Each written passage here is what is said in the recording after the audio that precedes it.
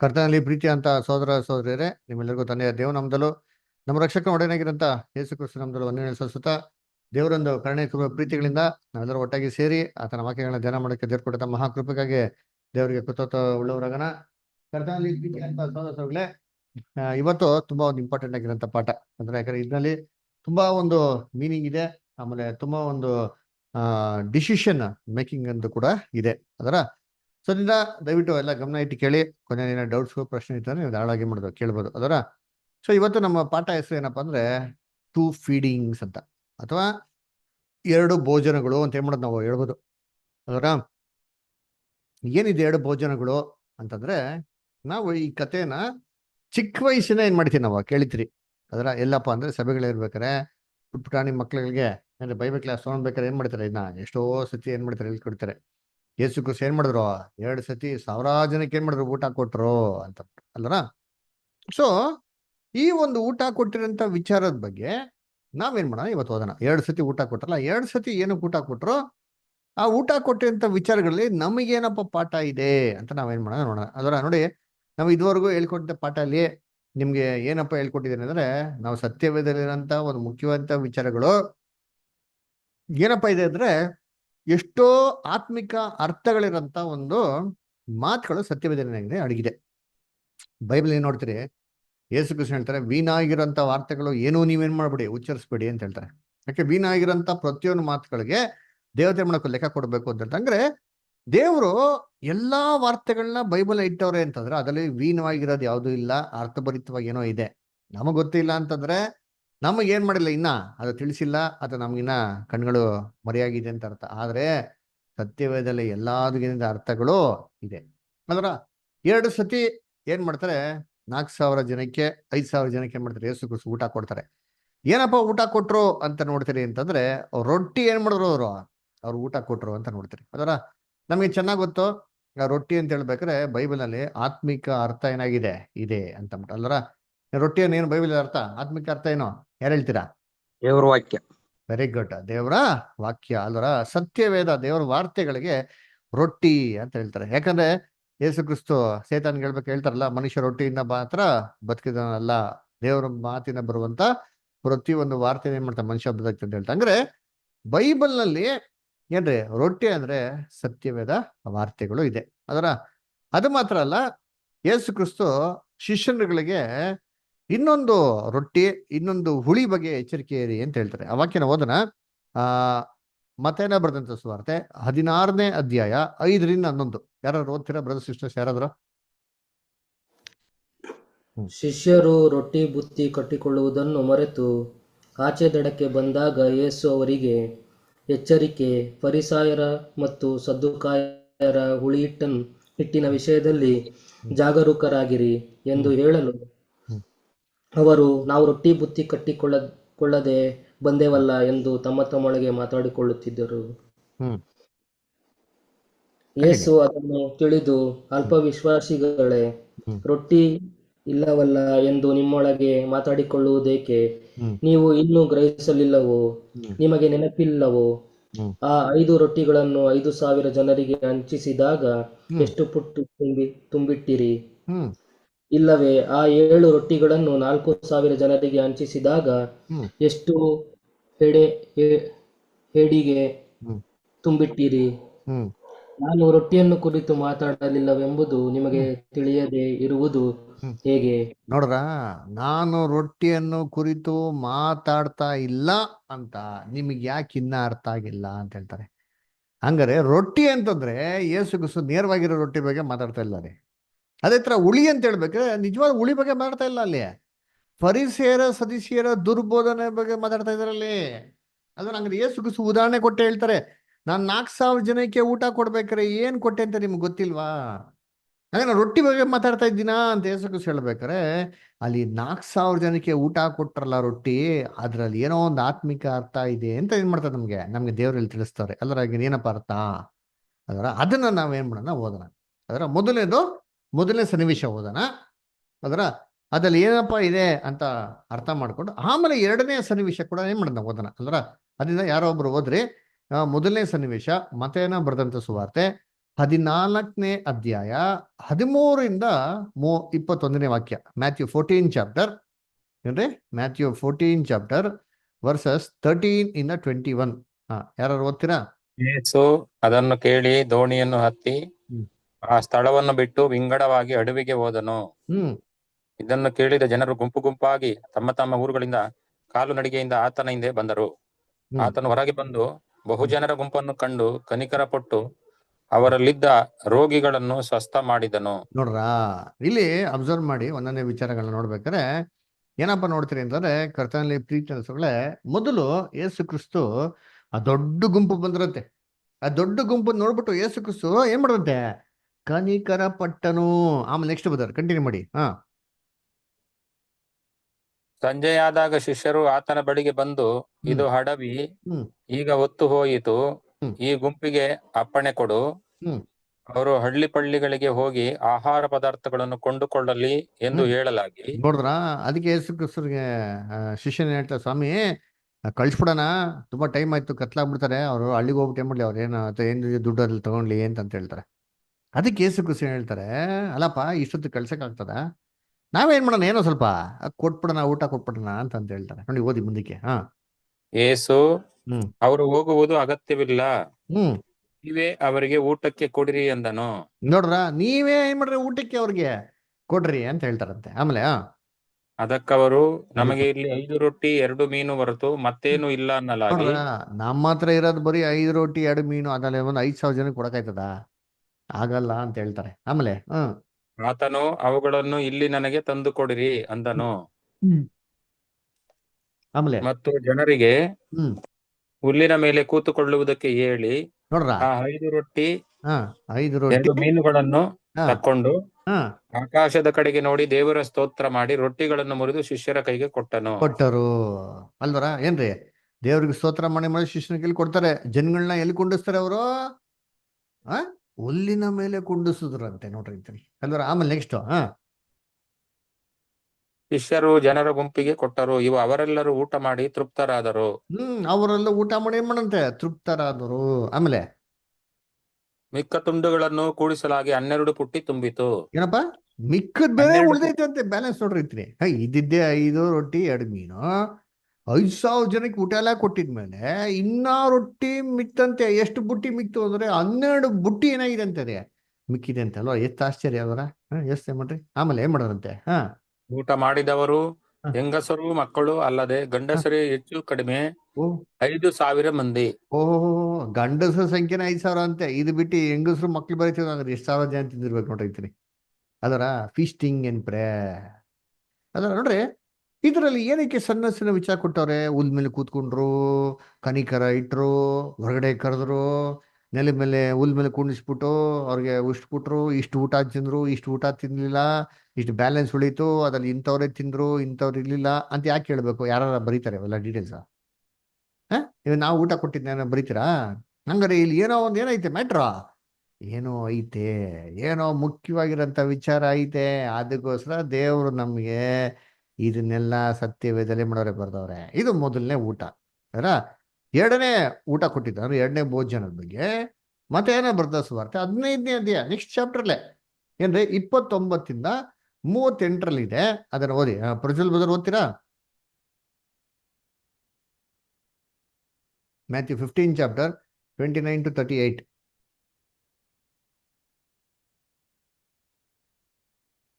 Okay, Rajendra Gowda brother ಓದ್ತೀರಾ? ಓದ್ತೇವೆ. ಯೇಸು ಅಲ್ಲಿಂದ ಹೊರಟು ಗಲಿಲಾಯ ಸಮುದ್ರದ ಬಳಿಗೆ ಬಂದು ಬೆಟ್ಟವನ್ನು ಹತ್ತಿ ಅಲ್ಲಿ ಕೂತುಕೊಂಡನು. ಇಲ್ಲಿ ಅಬ್ಸರ್ವ್ ಮಾಡ್ರಿ. ಇವಾಗ ಯೇಸು ಕ್ರಿಸ್ತ ಎಲ್ಲಪ್ಪ ಕೂತ್ಕೊಂತವ್ರ ಅಂದ್ರೆ ಬೆಟ್ಟದ ಮೇಲೆ ಕೂತ್ಕೊಂತವ್ರಂತೆ. ಅವಾಗ ಬೆಟ್ಟದ ಮೇಲೆ ಕೂತಿರ್ಲ ರೀ ಅಲ್ವರ. ನೆಕ್ಸ್ಟ್ ಅಡವಿಯಲ್ಲಿ ಇದ್ರಂತೆ. ಆಗ ಜನರು ಗುಂಪು ಗುಂಪಾಗಿ ಆತನ ಬಳಿಗೆ ಬಂದು ಕುಂಟರು, ಕುರುಡರು, ಮೂಕರು, ಕೈ ಕಾಲಿಲ್ಲದವರು ಈ ಮುಂತಾದ ಅನೇಕರನ್ನು ಕರೆತಂದು ಅವರನ್ನು ಆತನ ಪಾದದ ಬಳಿಗೆ ಬಿಟ್ಟರು. ನೋಡ್ರ, ಇವಾಗ ಕೊಟ್ಟರು ಡೀಟೇಲ್ಸ್ ಯಾರು ಇದ್ರು ಅಂತ ಅಲ್ಲಿ ಕೊಟ್ಟಿದ್ರಾ? ಇಲ್ಲರಿ, ಕುಂಟರು ಕುಡ್ರು ಅಂತೆಲ್ಲ ಕೊಟ್ಟಿದ್ರ ಅಲ್ಲಿ? ಇಲ್ಲ. ಅದರ ಕನಿಕರ ಪಟ್ರು ಅಷ್ಟೇ. ಆದ್ರೆ ಇಲ್ಲಿ ಕುಂಟ್ರು ಕುಡ್ರು ಅಂತಲ್ಲ, ಫುಲ್ಲು ಡೀಟೇಲ್ಸ್ ಕೊಟ್ಟರು ಅಂತೆ. ಆತನ ಬಳಿಗೆ ಬಂದ್ರಂತೆ. ಆಮೇಲೆ ಆತನು ಅವರನ್ನು ವಾಸಿ ಮಾಡಿದನು. ಮೂಕರಾಗಿದ್ದವರು ಮಾತಾಡಿದ್ದನ್ನು, ಕೈಕಾಲಿಲ್ಲದವರು ಸ್ವಸ್ಥವಾದದ್ದನ್ನು, ಕುಂಟರಿಗೆ ಕಾಲು ಬಂದದ್ದನ್ನು, ಕುರುಡರಿಗೆ ಕಣ್ಣು ಬಂದದ್ದನ್ನು ಜನರು ಕಂಡು ಆಶ್ಚರ್ಯಪಟ್ಟು ಇಸ್ರೇಲ್ ಜನರ ದೇವರನ್ನು ಕೊಂಡಾಡಿದರು. ದೇವ್ರನ್ನ ಕೊಂಡಾಡ್ತಾ ನೋಡ್ರಿ ಅಂತೀನಿ ಅದರ ಸೆಕೆಂಡ್ ಟೈಮ್ ಅಲ್ಲಿ ನೆಕ್ಸ್ಟ್. ಆಗ ಯೇಸು ತನ್ನ ಶಿಷ್ಯರನ್ನು ಹತ್ತಿರಕ್ಕೆ ಕರೆದು ಅವರಿಗೆ, ಈ ಜನರನ್ನು ನೋಡಿ ಕನಿಕರ ಪಡುತ್ತೇನೆ. ಅವರು ನನ್ನ ಬಳಿಗೆ ಬಂದು ಈಗ 3 ದಿನವಾಯಿತು. ಅವರಿಗೆ ಊಟ ದಿನ ಆಯ್ತಂತೆ.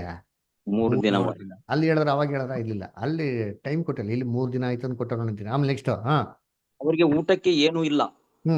ಅವರನ್ನು ಉಪವಾಸವಾಗಿ ಕಳಿಸಿಬಿಡುವುದಕ್ಕೆ ನನಗೆ ಮನಸ್ಸಿಲ್ಲ. ದಾರಿಯಲ್ಲಿ ಬಳಲಿ ಹೋದಾರು ಎಂದು ಹೇಳಿದನು. ನೋಡ್ರ ಹೇಳಿವಂತೆ, ದಾರಿಯಲ್ಲಿ ಬಳಲಿ ಹೋದಾರೋ ಅಲ್ದರ ಏನು ಊಟ ಕೊಟ್ಬಿಡಿ ಅಂತ ಹೇಳ್ತಾರೆ. ನೆಕ್ಸ್ಟ್ ಶಿಷ್ಯರು, ಇಷ್ಟು ಜನರನ್ನು ತೃಪ್ತಿಪಡಿಸಲಾಗುವಷ್ಟು ರೊಟ್ಟಿ ಈ ಅಡವಿಯಲ್ಲಿ ನಮ್ಗೆ ಎಲ್ಲಿಂದ ಬಂದಿತು ಅನ್ನಲು, ಯೇಸು, ನಿಮ್ಮಲ್ಲಿ ಎಷ್ಟು ರೊಟ್ಟಿಗಳಿವೆ ಎಂದು ಕೇಳಿದ್ದಕ್ಕೆ ಅವರು 7 ರೊಟ್ಟಿಗಳು ಮತ್ತು ಕೆಲವು ಸಣ್ಣ ಮೀನುಗಳು ಅವೇ ಅಂದರು. ನೋಡ್ರ ಅದಕ್ಕೇನು ಉತ್ತರ ಕೊಡ್ತಾರೆ? 7 ರೊಟ್ಟಿಗಳು, 2 ಸ್ವಲ್ಪ ಸಣ್ಣ ಮೀನು. ಆಕ್ಚುಲಿ ಇದು ಒಂದು ಸಿನಾಟಿಕ್ ಮ್ಯಾನುಸ್ಕ್ರಿಪ್ಟ್ ಅಂತ ಬರ್ತಾರ್ರಿ. ಆ ಪುಸ್ತಕದಲ್ಲಿ ನೋಡ್ರೆ ಸ್ವಲ್ಪ ಅಂತ ಮೀನ್ ಕೊಡ್ಲಿಲ್ಲ ರೀ, ಬದಲಾಗಿ 7 ರೊಟ್ಟಿ 2 ಮೀನು ಅಂತ ಸ್ಪಷ್ಟವಾಗಿ ಕೊಟ್ಟಾರೆ. ಅರ್ಥ ಆಯ್ತಾ? ಸರಿ, ಓಕೆ, ಇರ್ಲಿ, ಪರವಾಗಿಲ್ಲ, ಓದೋಣ. ಆಗ ಆತನು ಜನರ ಗುಂಪಿಗೆ ನೆಲದ ಮೇಲೆ ಕೂತುಕೊಳ್ಳಿರಿ ಎಂದು ಅಪ್ಪಣೆ ಕೊಟ್ಟು ಆ 7 ರೊಟ್ಟಿಗಳನ್ನು ಆ ಮೀನುಗಳನ್ನು ತೆಗೆದುಕೊಂಡು ದೇವರ ಸ್ತೋತ್ರ ಮಾಡಿ ಅವುಗಳನ್ನು ಮುರಿದು ಶಿಷ್ಯರಿಗೆ ಕೊಡಲು. ನೋಡ್ರ ಏನ್ರಿ, ನೆಲದ ಮೇಲೆ ಕುಂಡಿಸ್ತಾರೆ. ಅವಾಗ ಎಲ್ಲಿ ಕುಂಡಿಸಿದ್ರು? ಹುಲ್ಲಿನ ಮೇಲೆ. ಅಂದ್ರೆ ಇಲ್ಲಿ ನೆಲದ ಮೇಲೆ ಕುಂಡಿಸ್ತಾರಂತೆ. ನೆಕ್ಸ್ಟ್ ಶಿಷ್ಯರು ಗುಂಪಿನವರಿಗೆ ಹಂಚಿಕೊಟ್ಟರು. ಎಲ್ಲರೂ ಊಟ ಮಾಡಿ ತೃಪ್ತರಾದರು. ಮಿಕ್ಕ ತಿನ್ನುಗಳನ್ನು ಕೂಡಿಸಲಾಗಿ 7 ಎಡಿಗೆ ತುಂಬಿದವು. ಊಟ ಮಾಡಿ ಅವಾಗ ಮೊದಲನೇ 12 ಬ್ಯಾಸ್ಕೆಟ್ ಬ್ಯಾಲೆನ್ಸ್. ಎಷ್ಟು ಬ್ಯಾಲೆನ್ಸ್ ಅಂತೆ? ಬ್ಯಾಲೆನ್ಸ್ 7. ಅದರ ನೆಕ್ಸ್ಟ್ ಊಟ ಮಾಡಿದವರು ಹೆಂಗಸರು ಮಕ್ಕಳು ಅಲ್ಲದೆ ಗಂಡಸರೇ 4,000 ಮಂದಿ. ನೋಡ್ರಪ್ಪ, ಇದು ಸೇಮ್ ಅಂದ್ಬಿಟ್ರು. ಗಂಡಸರು ಮಾತ್ರ 4,000 ಜನ. ಮಕ್ಕಳು ಬಿಟ್ಟಿ ಬರೀ ಗಂಡಸ್ರೆ 4,000 ಜನ ಅಲ್ವರ. ಕರ್ತನಲ್ಲಿ ಪ್ರೀತಿ ಅನ್ಸೋಗಳೇ, ಯಾಕೆ ಇಷ್ಟೊಂದು ಡೀಟೇಲ್ಸ್ ಕೊಟ್ಟಿದ್ದಾರೆ? ಸಣ್ಣ ಪುಟ್ಟ ಡೀಟೇಲ್ಸು ಇದರಲ್ಲಿ. ಇಷ್ಟು ಬುಟ್ಟಿ, ಅಷ್ಟು ಬುಟ್ಟಿ, ಇಷ್ಟು ಮೀನು, ಇಷ್ಟು ಸುಮ್ಮನೆ ಸಿಂಪಲ್ ಆಗಿ ಬಂದವರಿಗೆಲ್ಲ ಅದ್ಭುತ ಮಾಡಿ ಊಟ ಕೊಟ್ಟರು ಅಂತ ಒಂದು ಮಾತಲ್ಲಿ ಹೇಳ್ಬೋದು. ಯಾಕೆ ಹೇಳಿದ್ರ ಇಷ್ಟೊಂದು ಅಂತಂದ್ರೆ, ಇದರಲ್ಲಿ ನಮಗೆ ಆತ್ಮಿಕ ಅರ್ಥ ಇದೆ. ಏನಪ್ಪಾ ಅಂದ್ರೆ, ಗಾಡ್ಸ್ ಪ್ಲಾನೇ ಏನಾಗಿದೆ ಇದರಲ್ಲಿ ಇದೆ. ಅದರ ಗಾಡ್ಸ್ ಪ್ಲಾನ್ ಅಂತ ಹೇಳ್ಬೇಕಾದ್ರೆ ಎಸ್ಪೆಷಲಿ 2 ಭೋಜನದಲ್ಲಿ 2 ಯುಗಗಳಲ್ಲಿ ಅಂತ್ಯದಲ್ಲಿ ನಡೆಯುವಂತ ಸುಗ್ಗಿ ಬಗ್ಗೆ ಕೊಟ್ಟಿದೆ. ಹಾರ್ವೆಸ್ಟ್. ಅದರ ಮೊದಲನೇ ಒಂದು ಊಟದಲ್ಲಿ ಯಹೂದ್ಯರ ಒಂದು ಯುಗದಲ್ಲಿ ಅಂತ್ಯದಲ್ಲಿ ನಡೆಯುವಂತ ಸುಗ್ಗಿ ಅದ್ರ ಬಗ್ಗೆ ಕೊಟ್ಟಿದೆ. 2ನೇ ಭೋಜನದಲ್ಲಿ ಸುವಾರ್ತೆ ಯುಗದ ಅಂತ್ಯದಲ್ಲಿ ನಡೆಯುವಂತ ಒಂದು ಸುಗ್ಗಿ ಬಗ್ಗೆ ನಮ್ಗೆ ಏನ್ ಮಾಡಿದೆ ಅಲ್ಲಿ ಡೀಟೇಲ್ಸ್ ನಮಗೆ ಕೊಟ್ಟವ್ರೆ ಅಲ್ವರ. ಅದಕ್ಕೆ ನೋಡ್ಬೇಕಾದ್ರೆ ಕರ್ತನಲ್ಲಿ ಪ್ರೀತಿ ಅಂತ ಸೋಗಳೇ, ಇವೆರಡು ಸುಗ್ಗಿಯ ಸ್ಪೆಷಾಲಿಟಿ ಅಬ್ಸರ್ವ್ ಮಾಡಿ. ನಾವು 3 ಹಾರ್ವೆಸ್ಟ್ ಅಂತ ಪಾಠ ನಾವು ಆಡಿ ನೋಡಿದಿರಿ. ಅದನ್ನ ಸ್ವಲ್ಪ ಮೈಂಡ್ ರೀಕಲೆಕ್ಟ್ ಮಾಡ್ಕೊಳ್ಳಿ. 2 ಸುಗ್ಗಿ ಸ್ಪೆಷಾಲಿಟಿ ಏನಪ್ಪಾ ಅಂದ್ರೆ, 2 ಸುಗ್ಗಿ ನಡೀತಾ ಇದ್ದು ಯುಗದ ಅಂತ್ಯದಲ್ಲಿ. ಆಮೇಲೆ 2 ಸತಿ ಅದ್ಭುತ ಮಾಡ್ಬೇಕಾರೆ ಯಾರು ಅದ್ಭುತ ಮಾಡಿದ್ವ? ಕ್ರಿಸ್ತನೇ ಅದ್ಭುತ ಮಾಡಿರ್ದು, ಬೇರೆ ಯಾರು ಮಾಡಲ್ಲ. ಈ ತರ 2 ಸುಗ್ಗಿ ನಡೀತಾ ಇರ್ಬೇಕಾರೆ ಕ್ರಿಸ್ತನೇ ಪ್ರಸನ್ನತೆಯಲ್ಲಿರ್ತದೆ. ಮೊದಲನೇ ಸುಗ್ಗಿಯಲ್ಲಿ ಅವರೇ ಇದ್ದಿದ್ದು. ಅದೇ ತರ 2ನೇ ಬರುವಿಕೆಯಲ್ಲಿ 2ನೇ ಸುಗ್ಗಿ ಸಮಯದಲ್ಲಿ ಯೇಸು ಕ್ರಿಸ್ತನ ಇದೇನ್ ಮಾಡೋದು? ಈ 2 ಕೆಲಸಗಳನ್ನ ಮಾಡೋದು. ಅದರ ನೋಡಿ, ಇವಾಗ 2 ಸನ್ನಿವೇಶದಲ್ಲಿ ಅಬ್ಸರ್ವ್ ಮಾಡಿ. ಯೇಸು ಕ್ರಿಸ್ತು ಭೋಜನ ಎಲ್ಲಪ್ಪ ಕೊಟ್ರು ಅಂದ್ರೆ ಅಷ್ಟು 1000 ಜನಕ್ಕೆ. ಅಂದ್ರೆ ಆಲಯದಲ್ಲಿ ಏನ್ ಮಾಡ್ಲಿಲ್ಲ ರೀ? ಆಹಾರ ಕೊಡ್ಲಿಲ್ಲ. ಎಲ್ಲಪ್ಪ ಕೊಟ್ಟಿದ್ದ ಆಹಾರ ಅಂತ ನೋಡ್ತೀರಿ ಅಂತಂದ್ರೆ, ಆ ಕಾಲದಲ್ಲಿರಂತ ಏನ್ರಿ ಧಾರ್ಮಿಕ ಸಂಸ್ಥೆಯಿಂದ ಹೊರಗಡೆ ಕರೆಸಿ ಅವ್ರಿಗೆ ಏನ್ ಮಾಡಿದ್? ಊಟನ ಕೊಟ್ಟಿದ್ದು. ಯಾಕೆ ಯೇಸು ಕ್ರಿಸ್ತನಿಗೆ ಧಾರ್ಮಿಕ ಸಂಸ್ಥೆಯಲ್ಲಿ ಅವಕಾಶ ಇರ್ಲಿಲ್ವಾ? ಯೇಸು ಕ್ರಿಸ್ತನ ಒಂದು ಬೋಧನೆಗಳಿಗೆ, ಯೇಸು ಕ್ರಿಸ್ತನ ಉಪದೇಶಗಳಿಗೆ ಅವ್ರ ಧಾರ್ಮಿಕ ಸಂಸ್ಥೆಯಲ್ಲಿ ಆ ಕಾಲದಂತೆ ಯಹೂದಿಯರ ಒಂದು ಆಲಯದಲ್ಲಿ ಅವ್ರಿಗೆ ಪರ್ಮಿಷನ್ ಇರ್ಲಿಲ್ವಾ ಅಂದ್ರೆ ಇರ್ಲಿಲ್ಲ. ನಮ್ಗೆಲ್ಲ ಚೆನ್ನಾಗ್ ಗೊತ್ತು. ಯೇಸು ಕ್ರಿಸ್ತ ಮೊದಲನೇ ಸತಿಗೆ ಆಲಯದಲ್ಲಿ ಉಪದೇಶ ಮಾಡಿದ ತಕ್ಷಣ ಯಹೂದ್ಯರೆಲ್ಲ ಏನ್ ಮಾಡಿದ್ರು? ಅವ್ರನ್ನ ಆಲಯದಲ್ಲಿ ಬಿಟ್ರ, ಆಲಯದಿಂದ ಹೊರಗಡೆ ಓಡಿಸ್ಬಿಟ್ರ?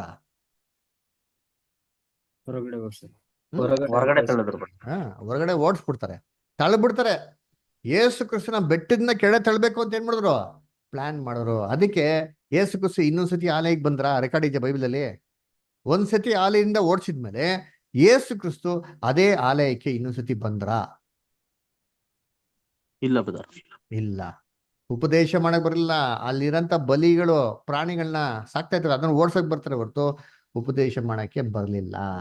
ಆದ್ರೆ ಯಾಕಪ್ಪ ಅಂತಂದ್ರೆ, ಯೇಸು ಕ್ರಿಸ್ತನ ಉಪದೇಶಗಳಿಗೆ ಆ ಕಾಲದಲ್ಲಿರಂತ ಒಂದು ಆಲಯದಲ್ಲಿ ಅನುಮತಿ ಇರಲಿಲ್ಲ ಅಲ್ದ್ರ. ಯಾಕಂದ್ರೆ ಆ ಜನಗಳು ಯೇಸು ಕ್ರಿಸ್ತನ ಉಪದೇಶ ಏನ್ ಮಾಡ್ತಾರೆ, ಕೇಳ್ತಾ ಇದ್ರಾ? ಯಹೂದ್ಯರು ಆ ಕಾಲದಲ್ಲಿ ಕೇಳ್ತಾ ಇದ್ರ ಅವ್ರ ಉಪದೇಶಗಳನ್ನ? ಹೇಳ್ತಾ ಇರ್ಲಿಲ್ಲ ಬ್ರದರ್. ಕೇಳ್ತಾ ಇರ್ಲಿಲ್ಲ ಅಲ್ವರ. ಯಾಕಪ್ಪ ಅಂತಂದ್ರೆ ಏನ್ರಿ, ಅವ್ರನ್ನ ಬಂದ್ಬಿಟ್ಟು ನೋಡ್ರಿ ಬಹಿಷ್ಕಾರ ಹಾಕಿದ್ರಂತ ಹೇಳಿ. ಲೂಕ 12:42 ಓದಿ. ಲೂಕ 12:42 ಓದ್ರಿ.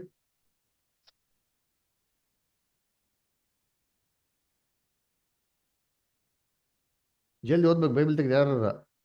ಸ್ವಾಮಿ ಹೇಳಿದ್ದೇನೆಂದರೆ, ಹೊತ್ತು ಹೊತ್ತಿಗೆ ಹಸನಕ್ಕೆ ಬೇಕಾದದ್ದನ್ನು ಅಳೆದುಕೊಡುವುದಕ್ಕಾಗಿ ಯಜಮಾನನು ಇಲ್ಲ ಬ್ರದರ್, ತನ್ನ ಸಾರಿ ನಾನೇ ಕ್ಷಮಿಸ್ಬಿಡಿ, ನಾನು ತಪ್ಪು ಹೇಳ್ಬಿಟ್ಟೆ. ಯೋಹಾನ 12:42 ಬದ, ಕ್ಷಮಿಸಿ, ನಾನು ಲೂಕ ಅಂದ್ಬಿಟ್ಟೆ, ಸಾರಿ. ಯೋಹಾನ 12:42 ಓದಿ ಬ್ರದರ್. ಆದರೂ ಹಿರೀಸಭೆಯವರಲ್ಲಿಯೂ ಅನೇಕರು ಆತನನ್ನು ನಂಬಿದರು. ಹ್ಮ್ ಆದರೆ ತಮಗೆ ಸಭೆಯಿಂದ ಬಹಿಷ್ಕಾರವಾದೀತೆಂದು ಫರಿಸಾಯರಿಗೆ ಅಂಜಿಕೊಂಡು ಹ್ಮ್ ಅದನ್ನು ಜನರ ಮುಂದೆ ಹೇಳಲಿಲ್ಲ. ನೋಡ್ರ, ಜನರ ಮುಂದೆ ಹೇಳಲಿಲ್ಲ, ಸಭೆನ ಹೊರಗಡೆ ಹಾಕ್ಬಿಡ್ತಾರೆ ಅಂತ. ಯಾಕಂದ್ರೆ ಯೇಸು ಕ್ರಿಸ್ತನ ಸಭೆನ ಹೊರಗಡೆ ಹಾಕ್ಬಿಟ್ಟಿದ್ರು. ಇವಾಗ ಯೇಸು ಕ್ರಿಸ್ತನ ಉಪದೇಶಗಳಿಗೆ ಏನಿಲ್ಲ, ಅಲ್ಲಿ ಸ್ಥಳ ಅವಕಾಶ ಇಲ್ಲ. ಅಂದ್ರೆ ಯೇಸು ಕ್ರಿಸ್ತನ ಯಾರು ಫಾಲೋ ಮಾಡ್ತಾರೋ ಅವ್ರಿಗೆಲ್ಲರಿಗೂ ಸಭೆಯಲ್ಲಿ ಅನುಮತಿ ಇರ್ಲಿಲ್ಲ, ಸಭೆಯಿಂದ ಬಹಿಷ್ಕಾರ ಆಗ್ತಾ ಇದ್ರಂತೆ. ಇನ್ನೊಂದ್ ಕಡೆ ನೋಡಿರ್ತೀವಿ ವಾಕ್ಯ, ಯೋಹಾನ 7:48 ಓದಿ. ಯೋಹಾನ 7:48.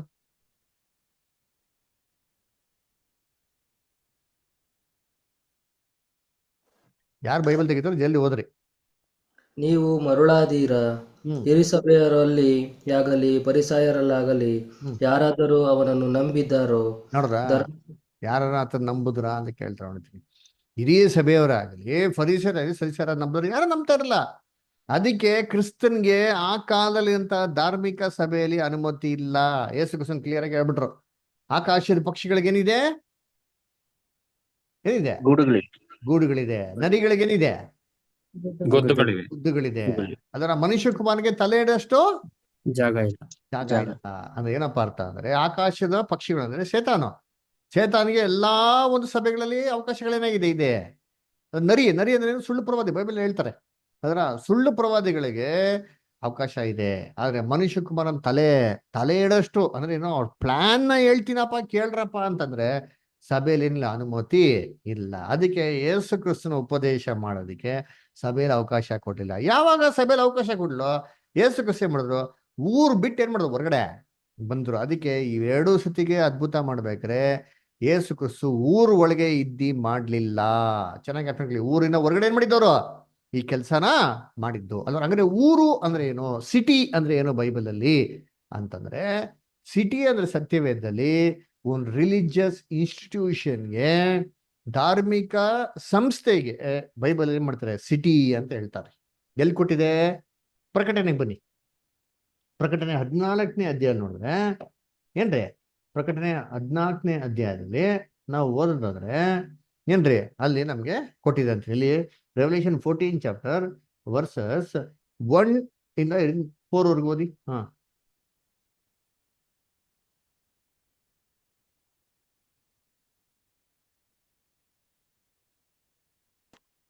14:1 ಓದಿ.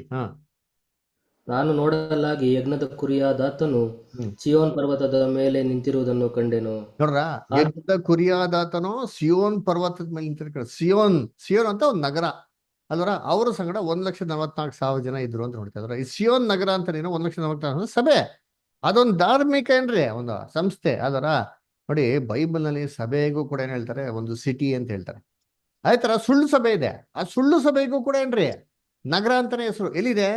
ಅದರಲ್ಲೇ ಓದೋಣ. 14ನೇ ಅಧ್ಯಾಯ 8ನೇ ವಾಕ್ಯ ಓದಿ ಬುದ್ಧ. ಅವನ ಹಿಂದೆ ಎರಡನೆಯವನಾದ ಒಬ್ಬ ದೇವದೂತನು ಬಂದು, ಬಿದ್ದಳು ಬಿದ್ದಳು, ಬಾಬೇಲ್ ಎಂಬ ಮಹಾನಗರಿಯು ಬಿದ್ದಳು.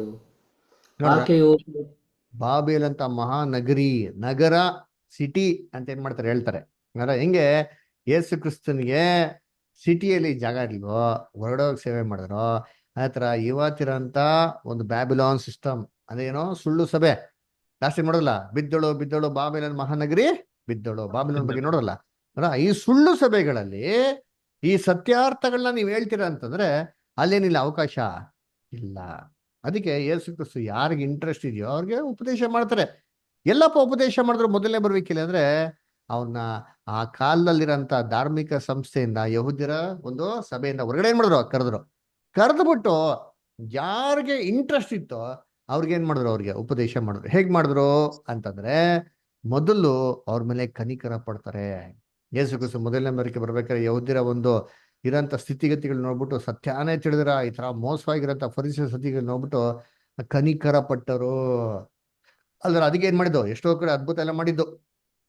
ಅವ್ರೇನ್ ಮಾಡ್ತಾರೆ, ಕಾಯಿಲೆಗಳನ್ನ ವಾಸಿ ಮಾಡ್ತಾರೆ. ಯಹೂದ್ಯರ ನಡುವೆ ಬರ್ಬೇಕಾರೆ ಯೇಸು ಕ್ರಿಸ್ತನ ಕಾಲದಲ್ಲಿ ಕಾಯಿಲೆಗಳಿತ್ತ? ಎಸ್, ಯಾವ ಕಾಯಿಲೆ? ಪಾಪದ ಕಾಯಿಲೆ. ಅದರ ಡಾಕ್ಟರ್ ಯಾರಿಗ್ ಬೇಕೋ? ಪೇಷಂಟ್ಗಳಿಗೆ ಡಾಕ್ಟರ್ ಬೇಕು ಅಂತ ಹೇಳ್ತಾರೆ, ಬರೀ ರೋಗಿಗಳಿಗೆ ಡಾಕ್ಟರ್ ಬೇಕು ಅಂತ ಅವ್ರು ಹೇಳಿ, ವೈದ್ಯರು ಬೇಕು ಅಂತ ಹೇಳ್ತಾರಲ್ಲ. ಹಾಗಾದ್ರೆ ರೋಗಿಗಳಿದ್ರು ಯಾವ ರೋಗಿಯಪ್ಪ ಅಂದ್ರೆ ಮಾಮೂಲಿ ರೋಗ ಮಾತ್ರ ಅಲ್ಲ, ಮನೋರೋಗಗಳು ಕೂಡ ಏನಾಗಿತ್ತು, ತುಂಬಾ ಜನಕ್ಕೆ ಇಟ್ಕೊಂಡಿದ್ರಿ. ಅದರ ನಿರಾಸೆ ಆಗಿದ್ದು, ಕುಗ್ಗೋಗಿದ್ರು. ಅದರ ಈ ರೋಗಗಳಿಗೆ ವಾಸಿ ಮಾಡಕ್ಕೆ ಯೇಸು ಕ್ರಿಸ್ತ ಮೊದಲನೇ ಬರಿಕೆ ಮಾಡಿದ್ರು, ಕಾಯಿಲೆಗಳೆಲ್ಲ ವಾಸಿ ಮಾಡಿದ್ರು. ಇದನ್ನ ಯಾವಾಗಪ್ಪ ಮಾಡಿದ್ರು? ಈ ಮೊದಲನೇ ಸತಿ ಅದ್ಭುತ ಅಂತ ನೋಡಿದ್ರೆ 4,000 ಜನಕ್ಕೆ ಊಟ ಕೊಟ್ಟಿದ್ದು, 5,000 ಜನಕ್ಕೆ ಊಟ ಕೊಟ್ಟಿದ್ದು ಯಾವಾಗಪ್ಪ ಅಂದ್ರೆ ಏನ್ರಿ, ಸೂರ್ಯ ಅಸ್ತಮ ಆಗ್ಬೇಕಾರೆ, ಅಯ್ಯೋ ಸೂರ್ಯ ಮುಳುಗ್ತೈತೆ ಸ್ವಾಮಿ, ದಯವಿಟ್ಟು ಏನ್ ಮಾಡಿ ಅವ್ನ ಕಳಿಸ್ಬಿಡಿ, ಅಕ್ಕಪಕ್ಕ ಇರೋಂಥ ಹಳ್ಳಿಗಳಿಗೆ ಹೋಗ್ಬಿಟ್ಟು ಏನ್ ಮಾಡ್ಲಿ ಅವ್ರು ಏನಾರ ತಗೊಂಡ್ಲಿ ಅಂತ. ಹಾಗೆ ಸೂರ್ಯ ಅಸ್ತಮ ಆಗ್ತಾ ಇರೋದು. ಸೂರ್ಯ ಅಸ್ತಮ ಆಗೋದು ಏನಪ್ಪಾ ಅಂದ್ರೆ ಆ ದಿನ ಏನಾಗೋದು, ಮುಗಿಯೋದು ಅಂತ ಅರ್ಥ. ಅದ್ರ ಹಂಗ ಏನಪ್ಪಾ ಅರ್ಥ ಅಂತಂದ್ರೆ ಯಹೂದ್ಯರ ಕಾಲದಲ್ಲಿ ಅಂತ್ಯದಲ್ಲಿ ಇನ್ನೇನು ಯಹೂದ್ಯರ ಕಾಲ ಏನಾಗ್ತಾ ಇದೆ, ಮುಗಿತಾ ಇದೆ, ಕ್ಲೋಸ್ ಆಗ್ತಾ ಇದೆ ಅಂತ ಹೇಳ್ಬೇಕಾದ್ರೆ ಯೇಸು ಕ್ರಿಸ್ತು ಏನ್ರಿ ಆ ಕಾಲದಲ್ಲಿ ಯಹೂದ್ಯಲ್ಲಿ ಇರೋಂಥ ಜನಗಳಿಗೆ ಯಾರಿಗ ಆಸಕ್ತಿ ಇತ್ತು ಅವ್ರಿಗೆ ಏನ್ ಮಾಡಿದ್ರು, ಆಹಾರನ ಕೊಟ್ರು. ಅವರ ಈ ಆಹಾರ ತಿನ್ಬೇಕು ಅಂದ್ರೆ ಜನಗಳು ಏನ್ ಮಾಡ್ಬೇಕಾಗಿತ್ತು, ಜನಗಳು ಯೇಸು ಕ್ರಿಸ್ತು ಹೇಳಂತ ಜಾಗ ಬರ್ಬೇಕಾಯ್ತು. ಇಲ್ಲ ಅದೇ ಯೇಸು ಕ್ರಿಸ್ತು ನಾನು ಸಿಟಿಯಲ್ಲೇ ಇದ್ದೀನಿ, ನನ್ಗೆ ಅಲ್ಲೇ ಬಂದು ಆಹಾರ ಕೊಡಿದ್ರೆ ಆಗಲ್ಲ. ಅವ್ರು ಯೇಸು ಕ್ರಿಸ್ತು ಹಿಂದೆ ಫಾಲೋ ಮಾಡ್ಬೇಕು. ಯೇಸು ಕ್ರಿಸ್ತು ನಗರದ ಹೊರಗಡೆ ಕರೀತಾರ, ಸಂಸ್ಥೆ ಸಭೆಯಿಂದ ಹೊರಗಡೆ ಕರೀತಾರ, ಬರ್ಬೇಕಾಗಿತ್ತು. ಬಂದ್ಬಿಟ್ಟು ಯೇಸು ಕ್ರಿಸ್ತು ಹೇಳಂತ ರೀತಿಯಲ್ಲಿ ಅವ್ರು ಕೂತ್ಕೊಂಡು ಊಟ ತಿನ್ಬೇಕು. ಹೆಂಗೆ, ಎಲ್ಲಿ ಕುಂಡಿಸಿದ್ರು? ಹುಲ್ ಮೇಲೆ ಕುಂಡಿಸಿದ್ರು. ಅಂದ್ರೆ ದೀನಭಾವರಾಗಿ ತಗ್ಗಿಸ್ಕೊಂಡು ಕ್ರಿಸ್ತನ ಉಪದೇಶಗಳಿಗೆ ಯಾರು ಕಿವಿ ಕೊಟ್ರೋ ಅವ್ರಿಗೆ ದೇವರ ವಾರ್ತನೆ ಮಾಡಿದ್ರು. ಯೇಸು ಕ್ರಿಸ್ತು ಮೊದಲನೇ ಬರುವಿಕೆಯಲ್ಲಿ ಅವ್ರು ಕೊಟ್ರು. ಎಲ್ಲರಿಗೂ ಕೊಟ್ರ? ಎಲ್ಲರೂ ಕೊಡ್ಲಾರಿ. ಪರ್ಟಿಕ್ಯುಲರ್ ಜನಗಳು ಅವ್ರ ಗಂಡಸರು ಮಾತ್ರ ಅಂತ ಹೇಳ್ತಾರೆ ನೋಡಿ. ಹೆಂಗಸ್ರ ಬಗ್ಗೆ ಹೇಳೋರ ಅಂಡರ್ಲೈನ್ ಮಾಡ್ಕೊಳ್ಳಿ. ಇಲ್ಲ ಹೆಂಗಸರು ಮಕ್ಳು ಎಣ್ಣಿಕೆನೆ ಕೊಡ್ಲ, ಬರೀ ಗಂಡಸ್ರಿಗೆ ಮಾತ್ರ ಹೇಳ್ತಾರೆ. ಹಂಗಾದ್ರೆ ಯಾರಿಗ ಆಸಕ್ತಿ ಇರ್ತಾರೋ ಅವ್ರಿಗೆ ಏನ್ ಮಾಡಿದಾರೆ ಯೇಸು ಕ್ರಿಸ್ತು ಮೊದಲನೇ ಬರುವಿಕೆಯಲ್ಲಿ ವಾಕ್ಯ ಕೊಟ್ಟಿದ್ದು. ಅಲ್ವೇ ಎಲ್ಲರೂ ಕೊಟ್ಟ ವಾಕ್ಯ ಇಲ್ಲ ರೀ. ಅರ ಕೊನೆಗೆ ಏನಪ್ಪ ಆಯ್ತು ಅಂತಂದ್ರೆ ಬುಟ್ಟಿ ಬೇರೆ ಉಳಿತಂತರಿ. ಬ್ಯಾಲೆನ್ಸ್ ಎಷ್ಟು ಬ್ಯಾಲೆನ್ಸ್ ಉಳಿತ? ಮೊದಲನೇ ಸರಿ 12 ಬುಟ್ಟಿ, ಎರಡನೇ ಸರಿ 7 ಬುಟ್ಟಿ. ಯಾಕೆ 12 ಬುಟ್ಟಿ? ಈಗ ಜ್ಞಾಪನ ಇಟ್ಕೊಳ್ಳಿ, 12 ನೀನು ಅಂತ ನಾನು ಲಾಸ್ಟ್ ಅಲ್ಲಿ ನೋಡೋಣ. ಓಕೆನಾ? ಇವಾಗ ಏನ್ ಮಾಡೋಣ, ಇದು ಮೊದಲನೇ ಸರಿ ಭೋಜನ. ಎರಡನೇ ಭೋಜನಕ್ಕೆ ಬರೋಣ. ಎರಡನೇ ಭೋಜನಕ್ಕೆ ಬಂದ್ರೆ ಎರಡನೇ ಭೋಜನದಲ್ಲೂ ಕೂಡ ಏನ್ರಿ ಸೇಮ್ ಇದೇ ತರ. ಇದೇನಪ್ಪ ಸೂಚನೆ ಮಾಡ್ತಾರೆ ಅಂತಂದ್ರೆ ಏನ್ರಿ, ಇದು ಸುವಾರ್ತೆ ಯುಗದ ಅಂತ್ಯದಲ್ಲಿ ನಡೆಯುವಂತ ಸುಗ್ಗಿ ಬಗ್ಗೆ ಏನ್ ಮಾಡ್ತಾರೆ ಅಂತ ಹೇಳ್ತಾರೆ. ನಾನೇನೋ ಯೇಸು ಕ್ರಿಸ್ತು ಎರಡನೇ ಬರುವಿಕೆಯಲ್ಲಿ ಬಂದು ಅವರು ಮಾಡುವಂತ ಕೆಲಸನ ನಮ್ಗೆ ಏನ್ ಮಾಡಿದ್ರೆ ಕ್ಲಿಯರ್ ಕೊಟ್ಟಾರೆ ನೋಡಿ ಅಂತೀನಿ. ಯೇಸು ಕ್ರಿಸ್ತು ಮೊದಲನೇ ಬರುವಿಕೆಯಲ್ಲಿ ಜನಗಳಿಗೆ ಬೆಟ್ಟ ಮೇಲೆ ಕೊಂಡೋಗಿಲ್ಲ ರೀ, ಅಡವಿ ಕೊಂಡೋದ್ರು. ಅಡವಿ ಏನ್ರಿ, ನಗರದಿಂದ ದೂರ. ಅದರ ನಗರ ಅಂದ್ರೆ ಧಾರ್ಮಿಕ ಸಂಸ್ಥೆ. ಧಾರ್ಮಿಕ ಸಂಸ್ಥೆ ಆ ಕಾಲದಿಂದ ಜನಗಳನ್ನ ಹೊರಗಡೆ ಕರ್ಸ್ಬಿಟ್ಟು ಅಡವಿಯಲ್ಲಿ, ಅದರ ಈ ಧಾರ್ಮಿಕ ಸಂಸ್ಥೆಗೂ ಅಡವಿಗೂ ಸಂಬಂಧನೇ ಇರಲ್ಲ ರೀ. ಪ್ರತ್ಯೇಕವಾಗಿ ಯೇಸು ಕ್ರಿಸ್ತನ ಶಿಷ್ಯನಾಗೋದಕ್ಕೆ ಯಾರಿಗ ಆಸೆ ಇತ್ತೋ ಅವ್ರಿಗೆ ಮಾತ್ರ ದೂರದಲ್ಲಿ ಏನ್ ಮಾಡೋರು, ಅವ್ರಿಗೆ ವಾರ್ತೆಗಳನ್ನ ಕೊಟ್ರು. ಎಲ್ಲಾರ್ಗು ಏನ್ ಮಾಡಲ್ಲ, ಆಹಾರ ಕೊಡ್ಲಿಲ್ಲ ಅಲ್ವರ.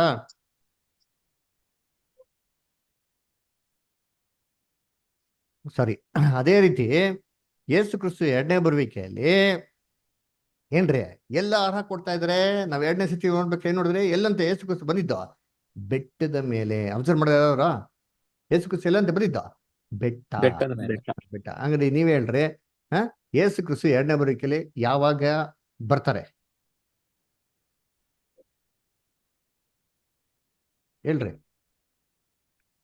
ಯೇಸು ಕ್ರಿಸ್ತನ ಎರಡನೇ ಬರುವಿಕೆ ಯಾವಾಗ? 1870. 1874. 74 ಅಲ್ಲಿ ಆಗ್ತದ ಏನ ಆಗಿದೆ, ಪ್ರತ್ಯಕ್ಷತೆ ಹೇಳಿದ್ದೀವಿ. ಅದು ಹೇಳ್ರಿ ಧೈರ್ಯವಾಗಿ, ಯಾಕೆ ಎದುರ್ತೀರಾ? ಅದಕ್ಕೆ ಕೇಳ್ತಾರೆ, ನೀವು ನೋಡೋಣ ಏನು ಉತ್ತರ ಕೊಡ್ತೀರಾ ಅಂತ. 1874 ಇಸ್ವಿಲಿ ಯೇಸು ಕ್ರಿಸ್ತು ಬಂದ್ರೋ ಇಲ್ವಾ? ಧೈರ್ಯವಾಗಿ ಹೇಳ್ರಿ, ಅದಕ್ಕೆ ಡೌಟ್. ಇವಾಗ ಇರಾನ್ ಮೇಲೆ ಅಮೇರಿಕನ್ ದಾಳಿಗೆ ಬಿಡ್ತಿರೋದು ಯಾರು? ಯಾರು ಬಿಡ್ತಾರ ದಾಳಿಗೆ? ಅಮೆರಿಕ ಅಯ್ಯೋಯ್ಯೋ, ಅಮೇರಿಕ ಅಲ್ಲ, ಪರಲೋಕದ ದೇವ್ರು. ಗೊತ್ತಾ ನಿಮ್ಗೆ? ವಾಕ್ಯ ಇದೆ, ನೋಡಿಸ್ತೀನಿ ನಿಮ್ಗೆ. ಸ್ಟಾಪ್ ಮಾಡೋದು ನೋಡಿ ಯುದ್ಧ. ನಿನ್ನೆ ಸ್ಟಾಪ್ ಆಗಿದೆ ಯುದ್ಧ, ಗೊತ್ತಾ ನಿಮ್ಗೆ? ಹೋಗ್ಲಿ, ದಾಳಿ ಮಾಡಕ್ಕೆ ಸಿದ್ಧವಾಗ್ತಾರರು ನಿನ್ನೆ ಸ್ಟಾಪ್ ಮಾಡ್ಸವ್ರೆ. ಯಾರು ಗೊತ್ತಾ ಸ್ಟಾಪ್ ಮಾಡಿಸಿರೋದು? ದೇವರೇ ಸ್ಟಾಪ್ ಮಾಡ್ಸವ್ರೆ. ಯಾಕೆ? ಗೋಪಾಲ ಬ್ರದರ್ ಇದ್ದಾರೆ, ಸೈಮನ್ ಸುಸಾಲಿಕರ್ ಇದ್ದಾರೆ, ರಾಜೇಂದ್ರ ಗೌಡ ಬದರ್ ಇದ್ದಾರೆ, ಜೋಸಫ್ ಬದರ್ ಇದ್ದಾರೆ. ಇವರೆಲ್ಲ ಪಾಠ ಕೇಳ್ತಾ ಇದಾರಪ್ಪ. ಇವರೆಲ್ಲ ನನ್ನ ಮಗನ ಹತ್ರಕ್ಕೆ ಏನ್ ಮಾಡ್ಬೇಕು? ಮಗನ ಸಂಗಡ ಮಗನ ಮುಖಾಂತರ ಒಡಂಬಡಿಕೆ ಮಾಡ್ಕೊಬೇಕು ಅಂತ ಅನ್ಬಿಟ್ಟು ನಿಮಗೋಸ್ಕರ ದೇವ್ರ ಕೃಪೆ ನೋಡಿಸಿ ಯುದ್ಧನ ಸ್ಟಾಪ್ ಮಾಡವ್ರೆ. ಹಂಗ್ರೆ ಯೇಸು ಕ್ರಿಸ್ತ ಎರಡನೇ ಬರಿಕೆಯಲ್ಲಿ ಬಂದವ್ರ ಅಂದ್ರೆ ಎಸ್ ಬಂದವ್ರೆ. ಬಂದ್ ಎಲ್ಲಿದ್ದಾರೆ ಇವತ್ತು? ಎಲ್ಲಿ ನಿಂತಿದ್ದಾರೆ? ಅಲ್ಲಿ ಯೇಸು ಕ್ರಿಸ್ತ ಊಟ ಕೊಡ್ಬೇಕಾರೆ ಎಲ್ಲಿ ನಿಂತಿದ್ರಂತೆ? ಹುಲ್ ಮೇಲೆ ನಿಂತಿದ್ರ? ಎಲ್ಲಿ ನಿಂತಿದ್ರ? ಬೆಟ್ಟದ ಮೇಲೆ. ಬೆಟ್ಟದ ಮೇಲೆ. Very good. ಬೆಟ್ಟ ಅಂದ್ರೆ ಬೈಬಲ್ ಅರ್ಥ ಏನ್ ಹೇಳ್ರಿ ನೋಡೋಣ. ಬೆಟ್ಟ ಅಂದ್ರೆ ಬೈಬಲ್ ಅರ್ಥ ಏನು? ಕ್ರಿಸ್ತನ ರಾಜ್ಯ. ಹಾ, ವೆರಿ ಗುಡ್. ರಾಜ್ಯ. ದಾನಿಯೇಲ 2ನೇ ಅಧ್ಯಾಯದಲ್ಲಿ ನೋಡ್ತಿರಲ್ಲ, ಆ ಬಂಡೆ, ಆ ಗುಂಡ್ಕಲ್ ಬಂಡೆ ಐತಲ್ಲ, ಆ ಬಂಡೆ ಬಂದ್ಬಿಟ್ಟು ಏನ್ ಮಾಡ್ತು? ಆ ಶಿಲೆಗೆ ಅಪ್ಪಳಿಸ್ತು. ಅಪ್ಪಳಿಸಿದ್ಮೇಲೆ ಎಲ್ಲ ಪುಡಿ ಪುಡಿ ಮಾಡ್ತು. ಆ ಬಂಡೆ ಕಲ್ ಏನಾಯ್ತು? ದೊಡ್ಡದಾಗಿ ಹಂಗೆ ಬೆಳಿತಾ ಬಂತು. ಬೆಳೆದೇನಾಯ್ತದು? ಬೆಳೆದೇನಾಯ್ತು? ಬಂಡೆ ಕಲ್ಲು ದೊಡ್ಡ ಶಿಲೆಯಾಗಿ ಆಯ್ತು. ಶಿಲೆ ಆಯ್ತಾ? ಯಾವ ಸ್ಕೂಲ್ ಓದಿದ್ದೆ? ಆ ಬಂಡೆ ಏನಾಯ್ತು? ಬೆಳೆದೆ. ಹಾ, ನೋಡ್ರ, ಪಾಠ ಎಷ್ಟು ಕೇಳ್ತಾ ಇದ್ದೀರಾ? ಹಿಂಗೆ ಕೇಳೋದು. ಬೈಬಲ್ನ ಕ್ಲಾಸ್ ಯೂಟ್ಯೂಬ್ ರೆಕಾರ್ಡಿಂಗ್ ಏನಕ್ಕೆ ಹಾಕೋದು ಹೇಳಿ?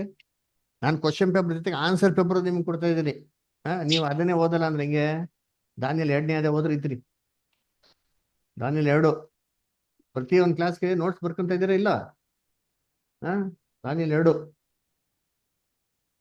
35 ಓದಿ. ಅಪ್ಪಳಿಸ್. ನೆಕ್ಸ್ಟ್ ಏನಾಯ್ತು? ಮುಂದಕ್ಕೆ ಓದಿ, ಅದು ಓದ್ಬೇಕಲ್ವಾ? ದಾನಿಯೇಲ 2:35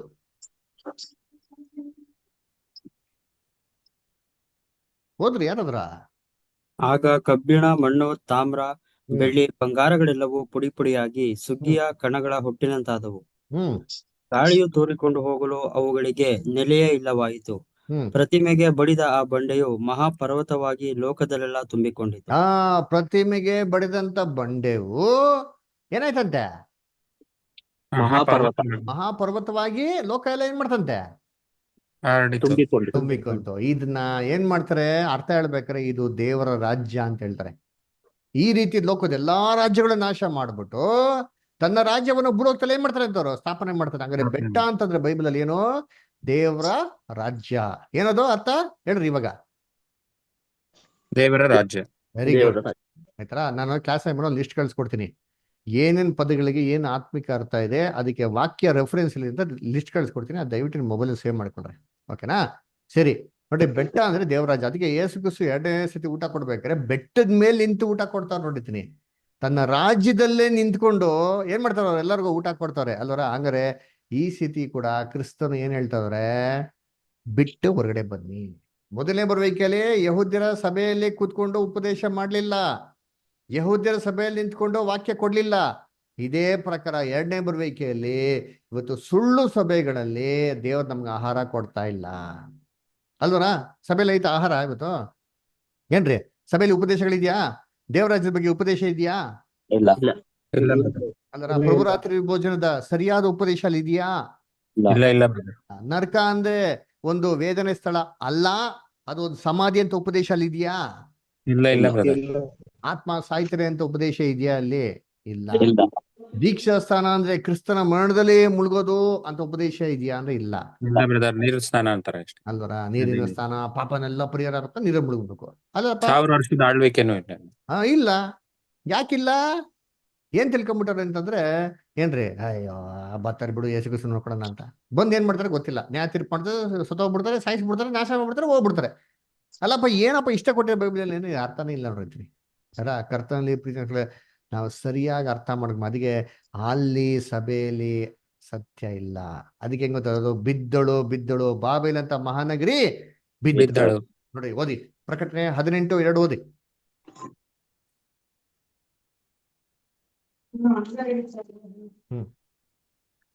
ಓದ್ರಿ ರೆವಲ್ಯೂಷನ್ 18 ಓದಿ. ಅವನು ಗಟ್ಟಿಯಾದ ಶಬ್ದದಿಂದ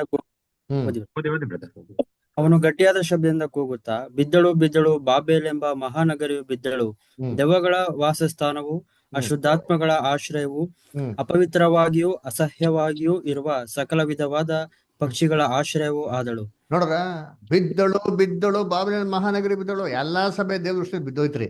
ಯಾಕಂದ್ರೆ ಎಲ್ಲಾ ಅಶುದ್ಧ ಆತ್ಮಗಳಿಗೆ ಆಶ್ರಯ ಆಗೋಯ್ತು, ಪವಿತ್ರ ಆತ್ಮಗೆ ಆಶ್ರಯನೇ ಅಲ್ಲ ರೀ. ಅದರ ಕೈ ಇಟ್ಟಿದ್ರೆ ದೆವ್ವ ಬಿದ್ದೋಗ್ಬಿಡ್ಬೇಕು, ಅದು ಪವಿತ್ರ ಆತ್ಮ ಅಲ್ಲೇ. ಏಸು ಕ್ರಿಸ್ತು ಕೈ ಇಟ್ರು ಯಾರು ಬೀಳಿಲ್ವೇ, ಬಿದ್ದವರೆಲ್ಲ ಎದ್ದು ನಿಂತ್ಕೊಂಡ್ಬಿಟ್ರಲ್ಲ. ಅಪೋಸ್ಟ್ಲು ಪೌಲು ಇವಾಗೆಲ್ಲ ಬರೀ ಬೀಳಿಸ್ತಾರೆ ಬ್ರದರ್. ಬೀಳಿಸ್ತಾರೆ, ಅಪೋಸ್ಟ್ಲು ಏಸು ಕ್ರಿಸ್ತನೆಲ್ಲ ಎಬ್ಬಿಸ್ತಾರೆ. ಎಂತ ಪವಿತ್ರ ಆತ್ಮ ಇದು, ಅದಕ್ಕೆ ನೋಡ್ಬೇಕು, ಅಶುದ್ಧ ಆತ್ಮ. ಎಲ್ಲ ಅಪವಿತ್ರವಾದಂತ ಅಶುದ್ಧ ಆತ್ಮಗಳಿಗೆ ಆಶ್ರಯ ಆಗಿದೆ ಅಂತ ಅಂದ್ಬಿಟ್ರು ನೋಡಿಂತೀನಿ. ಅಲ್ದ್ರ ಅದಕ್ಕೆ ದೇವರಿಗೆ ಅಂತ ಹೇಳ್ತಾರೆ, ಊಟ ಬೇಕಾ, ರೊಟ್ಟಿ ಬೇಕಾ, ದೇವರ ವಾಕ್ಯ ಬೇಕಾ, ಮೀನ್ ಬೇಕಾ. ನೋಡಿ ಬರೀ ರೊಟ್ಟಿ ಕೊಡ್ತಾ ಇಲ್ಲ ರೀ, ಬರೀ ಏನ್ರಿ ಡೈಲ್ಯೂಟ್ ಫುಡ್ ಅಲ್ಲ, ಮಾಂಸ ಕೂಡ ಕೊಡ್ತಾರೆ. ಮಾಂಸ ಬೇಕಾ, ಗಟ್ಟಿಯಾದ ಆಹಾರ ಬೇಕಾ, ಬಾ ಹೊರಗಡೆ ಬನ್ಬಾ, ಬಾ. ಎಲ್ಲಿಂದ ಹೊರಗಡೆ ಬಾ? ಬ್ಯಾಬಿಲೋನ್ ಸುಳ್ಳು ಸಭೆಗಳಿಂದ ಹೊರಗಡೆ ಬಾ ಅಂತ ಹೇಳ್ತಾರೆ. ಎಲ್ಲಿದೆ? ಪ್ರಕಟಣೆ 17:5. ಓದ್ರಿ.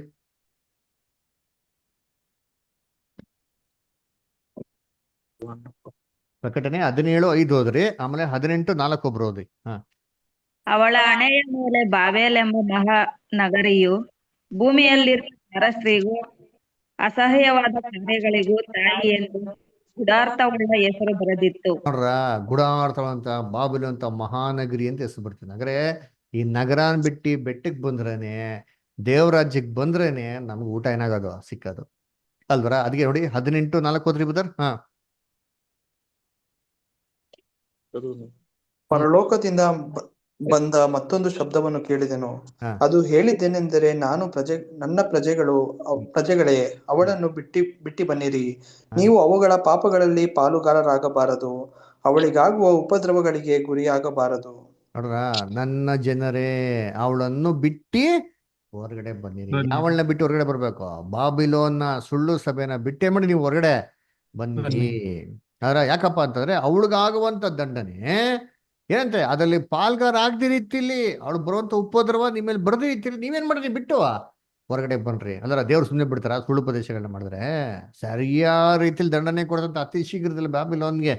ಅದಕ್ಕೆ ಇದೆಲ್ಲ ನಿಮ್ಗೆ ಗೊತ್ತಾಗಿದೆ ತಕ್ಷಣ ಫಸ್ಟ್ ಬಿಟ್ಟೇನ್ ಮಾಡಿ ಹೊರಗಡೆ ಬನ್ರಿ ಅಂತ ಹೇಳ್ತಾರೆ. ಯಾಕೆ ಬಿಟ್ಟೇನು ಹೊರಗಡೆ ಬರ್ಬೇಕು? ನಮ್ಗೇನ್ ಬೇಕು? ಆಹಾರ ಬೇಕು. ಅದರ ಆಹಾರ ಎಲ್ಲಿ ಕೊಡ್ತಾ ಇದಾರೆ ಕ್ರಿಸ್ತನ್ ಇವತ್ತು?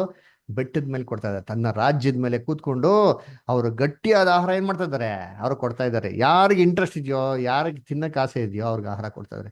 ಅದಕ್ಕೆ ಯೇಸು ಕ್ರಿಸ್ತನಿಂದ ಯಾರಪ್ಪ ಬಂದ್ರು ಅಂದ್ರೆ, ಎರಡನೇ ಸತಿ ಹೇಳ್ಬೇಕಾರೆ, ಕುಂಟರು, ಕುರುಡರು, ನೆಟ್ಟಿಗಿಲ್ಲದವರು, ಅಸ್ವಸ್ಥವಾಗಿರೋರು, ತರ ರೋಗಿಗಳೆಲ್ಲರೂ ಬಂದ್ರು ಅಂತ ಹೇಳ್ತಾರೆ. ಹಂಗ ಹೆಂಗ್ ಗೊತ್ತಾ ಅರ್ಥ? ಇವಾಗ ಯೇಸು ಕ್ರಿಸ್ತನ ಎರಡನೇ ಬರುವಿಕೆ ಟೈಮಲ್ಲಿ ಸಭೆ ಹೆಂಗಿದೆ ಗೊತ್ತಾ? ಸಭೆ ಆರೋಗ್ಯವಾಗಿಲ್ಲ ರೀ, ಎಲ್ಲಾ ತರ ವ್ಯಾಧಿನ ತುಂಬ್ಕೊಂಡ್ಬಿಡೈತೆ. ಅದಕ್ಕೆ ಅಲ್ಲಿ ಯಾರು ಸ್ವಸ್ಥವಾಗಿ ಆತ್ಮಿಕವಾಗಿ ಗಟ್ಟಿ ಮುಟ್ಟಾಗಿ ಏನ್ರಿ, ಕಣ್ಣು ನೆಟ್ಟಿಗಿರೋರು, ಆತ್ಮಿಕವಾಗಿ ಕಣ್ಣು ಕಾಣಿಸಂತ ರೀತಿಯಲ್ಲಿ ಇರೋರು, ಕಿವಿ ನೆಟ್ಟಿಗಿರೋರು, ಕೈಕಾಲು ನೆಟ್ಟಿಗಿರೋರು ಯಾರು ಏನಾಗಿಲ್ಲ ಸಭೆಯಲ್ಲಿಲ್ಲ. ಒಬ್ಬೊಬ್ರಿಗೂ ಅಂತ ಡಿಫೆಕ್ಟ್. ಕಣ್ಣು ನೆಟ್ಟಿ ಕಾಣಿಸಲ್ಲ, ಕಿವಿ ನೆಟ್ಟಿ ಕೇಳಿಸಲ್ಲ, ವಾಕ್ಯ ಕೇಳಿಸಲ್ಲ, ಕಣ್ಣು ಬೈಬಲ್ ಓದಕ್ಕಾಗಲ್ಲ, ಬೈಬಲ್ ಏನಕ್ಕಾಗಲ್ಲ, ಅರ್ಥ ಆಗಕ್ಕಾಗಲ್ಲ, ದೇವರಲ್ಲಿ ಕ್ರಿಯೆ ಮಾಡಕ್ ಆಗದಿರೋ ಜನಗಳು ಇರೋದು. ಇವರೆಲ್ಲ ಯೇಸು ಕ್ರಿಸ್ತನ ಹಿಂಬಾಲಿಸಿ ಬಂದ್ರೆ, ಈ ಸುಳ್ಳು ಸಭೆ ಬ್ಯಾಬಿಲೋನೆಲ್ಲ ಬಿಟ್ಬಿಟ್ಟು ಕ್ರಿಸ್ತನ ಹೆಜ್ಜೆಜಾಡಿನ ಹಿಂಬಾಲಿಸಿ ಬರ್ತೀನಿ ಅಂತಂದ್ರೆ ಯೇಸು ಕ್ರಿಸ್ತ ಹೆಂಗ್ ಗೊತ್ತಾ ಮಾಡ್ತಾರೆ? ಅವ್ರೆಲ್ಲಾ ಕಾಯಿಲೆಗಳನ್ನ ಏನ್ ಮಾಡ್ತಾರಂತೆ? ವಾಸಿ ಮಾಡ್ತಾರೆ. ಅದರ ವಾಸಿ ಮಾಡ್ಬಿಟ್ಟು ಏನಪ್ಪ ಕೊಡ್ತಾರಂತೆ ಅವ್ರಿಗೆ? ರೊಟ್ಟಿ ಮುರಿಬೇಕಾದ್ರೆ ಯೇಸು ಕ್ರಿಸ್ತ ಹಂಗೆ ಮಾಡಿದ್ರ? ಸ್ತೋತ್ರ ಮಾಡಿ ದೇವರಿಗೆ ಸ್ತೋತ್ರ ಹೇಳಿ ಆ ರೊಟ್ಟಿನ ಏನ್ ಮಾಡ್ರಂತೆ ಅವ್ರಿಗೆ ಕೊಟ್ರಂತೆ ಅಲ್ವರ. ಅದಕ್ಕೆ ನೋಡ್ಬೇಕಾರೆ ಯೇಸು ಕ್ರಿಸ್ತು ಇವಾಗ ಏನ್ರಿ ಅವರೇ ನಮ್ಗೇನ್ ಮಾಡ್ತಾರೆ? ಊಟನ ಕೊಡ್ತಾವ್ರಂತೆ. ಅದಕ್ಕೆ ನೋಡಿ, ಇಲ್ಲಿ ಊಟ ಕೊಡ್ಬೇಕಾರೆ ಫಸ್ಟ್ ಟೈಮು ಎಷ್ಟು ದಿನ ಅಂತ ಕೊಡ್ಲ ರೀ, ಸೆಕೆಂಡ್ ಟೈಮ್ ಎಷ್ಟು ದಿನ ಅಂತ ಕೊಟ್ಟಾರ? 3 ದಿನ ಆಯ್ತು ಅಂತ ಹೇಳಿದ್ರೆ ಕರೆಕ್ಟಾ? 3 ದಿನ ಆಯ್ತು ಅಂತ ಹೇಳಿದಾರ ಇಲ್ವಾ? ಹೇಳಿದಾರೆ. ಹಂಗಾರೆ ಏನಪ್ಪ ಅರ್ಥ?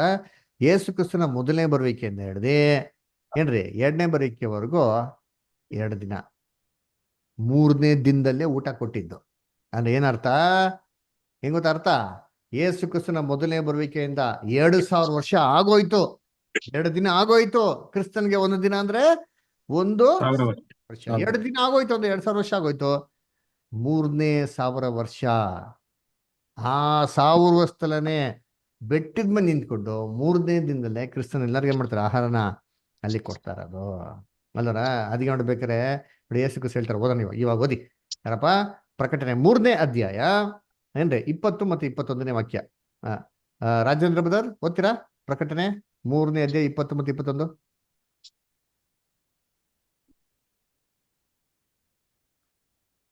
ಸರಿ, ಓದಿ. ಸೈಮನ್ ಬ್ರದರ್ ಓದ್ತೀರಾ? ಓದಿ ರಾಜೇಂದ್ರ ಬ್ರದರ್ ಓದಿ.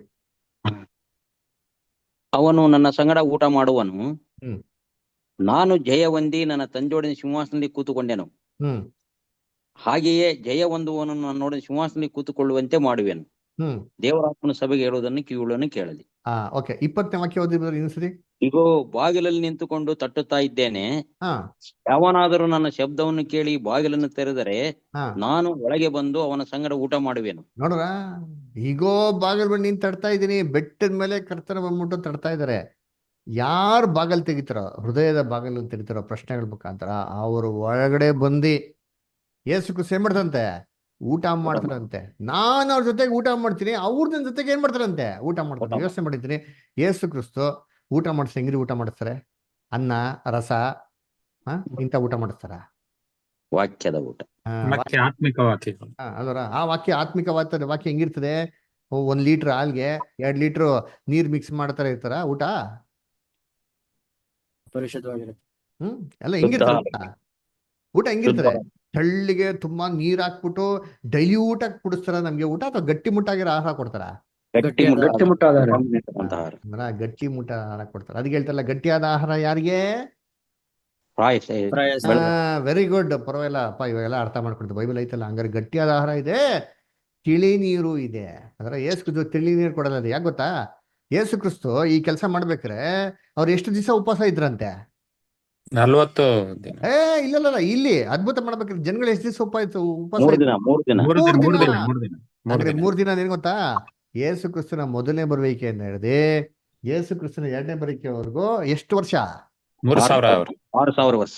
2,000. ಮೊದಲನೇ ಬರುವಿಕೆಯಿಂದ 2ನೇ ಬರುವಿಕೆ 2,000 ವರ್ಷ, 3ನೇ ದಿನ 2,000 ವರ್ಷ. ಸೊ 2,000 ವರ್ಷ ಆಗಿದ್ಮೇಲೆ ಇನ್ನೊಂದು 1,000 ವರ್ಷ. ಆದ್ರೆ 2 ದಿನ ಉಪವಾಸ ಇದ್ರು, 3ನೇ ದಿನದಲ್ಲಿ ಊಟ ಕೊಟ್ರು. ಅದ್ರ ಹಂಗಾರೆ ಸಭೆ ಉಪವಾಸ ಇತ್ತು. ಯೇಸು ಕ್ರಿಸ್ತರು ಮೊದಲನೇ ಬರುವಿಕೆಯಲ್ಲಿ ಪರಲೋಕಕ್ಕೆ ಹೋಗಿದ್ಮೇಲೆ ಯೇಸು ಕ್ರಿಸ್ತು 2ನೇ ಬರುವಿಕೆ ಬರುವ ತನಕ ಸಭೆ ಹೆಂಗಿದೆ ಗೊತ್ತಾ? ಉಪವಾಸ ಇದೆ. ಯೇಸು ಕ್ರಿಸ್ತು ಹೇಳ್ತಾರೆ ನೋಡಿ, ಇದನ್ನ ಎಲ್ಲಿ ಹೇಳ್ತಾರೆ? ಮತ್ತೇನೇ ಬರ್ತಂತ ಸುವಾರ್ತೆ 9ನೇ ಅಧ್ಯಾಯ 14 ಮತ್ತು 15ನೇ ವಾಕ್ಯ ಓದಿ.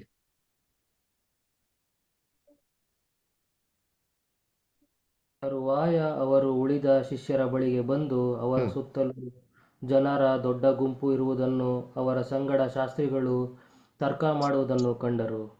ಕೂಡಲೇ ಆ ಗುಂಪಿನವರೆಲ್ಲರೂ ಯೇಸುವನ್ನು ಕಂಡು ಬಹು ಆಶ್ಚರ್ಯಪಟ್ಟು ಆತನ ಬಳಿಗೆ ಓಡಿ ಬಂದು ಆತನನ್ನು ವಂದಿಸಿದರು. ಆತನು ಶಾಸ್ತ್ರಿಗಳನ್ನು, ಇವರ ಸಂಗಡ ಏನು ತರ್ಕ ಮಾಡುತ್ತೀರಿ? ಯಾವ್ದು ಓದ್ತಾ ಇದ್ದೀರಾ? Matthew 9 chapter 14-15. ಆಮೇಲೆ ಆತನ ಬಳಿಗೆ ಬಂದು, ಫರಿಸಾಯರು, ನಾವು ಉಪವಾಸ ಮಾಡುತ್ತೇವಲ್ಲ, ನಿನ್ನ ಶಿಷ್ಯರು ಯಾಕೆ ಉಪವಾಸ ಮಾಡುವುದಿಲ್ಲ ಎಂದು ಕೇಳಲು, ಸೊ ಅವರಿಗೆ ಮದುವೆಯು ಜನರು ತಮ್ಮ ಸಂಗಡ ಮೊದಲಿಂಗನಿರುವ ತನಕ ದುಃಖ ಪಟ್ಟಾರೋ, ಆದರೆ ಮೊದಲಿಂಗನನ್ನು ಅವರ ಬಳಿಯಿಂದ ತೆಗೆದುಕೊಂಡು ಹೋಗುವ ಕಾಲ ಬರುತ್ತದೆ, ಆಗ ಉಪವಾಸ ಮಾಡುವರು. ಯಾರು ಹೊಸ ಬಟ್ಟೆಯ ತುಂಡನ್ನು ಹಳೆಯ ವಸ್ತ್ರಕ್ಕೆ ತ್ಯಾಪೆ ಹಚ್ಚುವುದಿಲ್ಲ, ಹಚ್ಚಿದ್ರೆ ಆ ವಸ್ತ್ರವನ್ನು ಹಿಂಗಿರುವುದರಿಂದ ಅರಕು ಹೆಚ್ಚಾಗುವುದು. ನೋಡ್ರ, ಎಷ್ಟು ಹೇಳ್ತಾರೆ ಅಂತಾರೆ, ಏನೋ ಉಪವಾಸ ಮಾಡ್ತಾರೆ, ನಿಮ್ಮ ಶಿಷ್ಯರು ಯಾಕೆ ಮಾಡ್ತಾರೆ ಅಂತ ಹೇಳ್ತಾರೆ. ನೋಡಪ್ಪ, ಮೊದಲಿಂಗ ಇರ್ಬೇಕಾರೆ ಉಪವಾಸ ಮಾಡ್ತಾರ?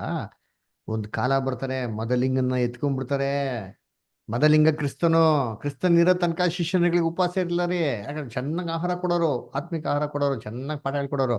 ಯೇಸು ಕ್ರಿಸ್ತು ಮೊದಲೇ ಬರುವಿಕೆಯಲ್ಲಿ ಎತ್ತಲ್ಪಟ್ಟಿದ್ಮೇಲೆ, ಮರಣದಲ್ಲಿ ಎತ್ತಲ್ಪಟ್ಟಿದ್ಮೇಲೆ ತಿರ್ಗಾ ಯೇಸು ಕ್ರಿಸ್ತು 2ನೇ ಬರುವಿಕೆ ಬರುವ ತನಕ ಮೊದಲಿಂಗ ಇಲ್ಲ. ಅವಾಗ ಸಭೆಗೆ ಉಪವಾಸ, ಸಭೆಗೆ ಆಹಾರ ಇತ್ತಾ? ನಾವು ಅಂತ್ಯಕ್ರಿಸ್ತು ಪೀರಿಯಡ್ ಎಲ್ಲ ಓದಿದಿರಿ, ಚೆನ್ನಾಗಿ ಜ್ಞಾಪನ ಇಸ್ಕೊಳ್ಳಿ. ಸತ್ಯವೇದ ವಾಕ್ಯನೇ ಇರ್ಲ ರೀ. ಆದ್ರೆ ಇವಾಗ ಯೇಸು ಕ್ರಿಸ್ತು ಹೇಳ್ತಾರೆ, ಈಗೋ ಬಾಗಿಲು ಬಳಿ ನಿಂತು ತಡ್ತಾ ಇದ್ದೀನಿ, ಯಾರು ತೆರೀತಾರೋ ಅವ್ರಿಗೆ ನಾನು ಊಟ ಕೊಡ್ತೀನಿ ಅಂತ ಹೇಳ್ತಾರೆ. ಯೋಚನೆ ಮಾಡಿರ್ತೀನಿ, ತನ್ನ ಸ್ವಂತ ಮಕ್ಕಳು ಏನ್ರಿ ಎಷ್ಟೋ ದಿನಗಟ್ಲೆಯಿಂದ ಉಪವಾಸ ಇದ್ರೆ ಅವ್ರ ಅಪ್ಪನ್ಗೆ ಗೊತ್ತಾಗಿದ ತಕ್ಷಣ ಅವ್ರ ಅಪ್ಪ ಹೆಂಗ್ ಬರ್ತಾರೆ? ಬರೀ ಕೈನಲ್ಲಿ ಬರ್ತಾರ ಅಥವಾ ಚೆನ್ನಾಗಿರೋಂಥ ಊಟ ತಗೊಂಡ್ಬರ್ತಾರ? ಚೆನ್ನಾಗಿರೋ ಊಟ ತಗೋಬೇಕು. ಅವರ ಚೆನ್ನಾಗಿರೋ ಊಟ ಅಂದ್ರೆ ಏನು? ನೀರು, ಹಾಲು ತಗೊಂಡ್ಬರ್ತಾರ, ಅಥವಾ ಮಾಂಸ ಗಿಂಸ ಹಾಕೊಂಡು ಚೆನ್ನಾಗೆಲ್ಲ ಬೇಕಂತ ಪೌಷ್ಟಿಕಾರ ಮುಷ್ಟಾಂಗ ಭೋಜನಗಳು ತರ್ತಾರ? ಮೃಷ್ಟಾನ್ನ ಭೋಜನ. ಇದೇ ಕ್ರಿಸ್ತನು ಮಾಡ್ತಾರದು. ಬೈಬಲ್ ವಾಕ್ಯನೇ ಇದೆ, ತೆಗಿರಿ. ಇಲ್ಲಿ ಲೂಕ 12ನೇ ಅಧ್ಯಾಯ 37 ಓದ್ಕೊಂಬನಿ. ಲೂಕ್ 12 ಚಾಪ್ಟರ್ 37 ಇಂದ ಓದಿ ನಿಂತೀನಿ.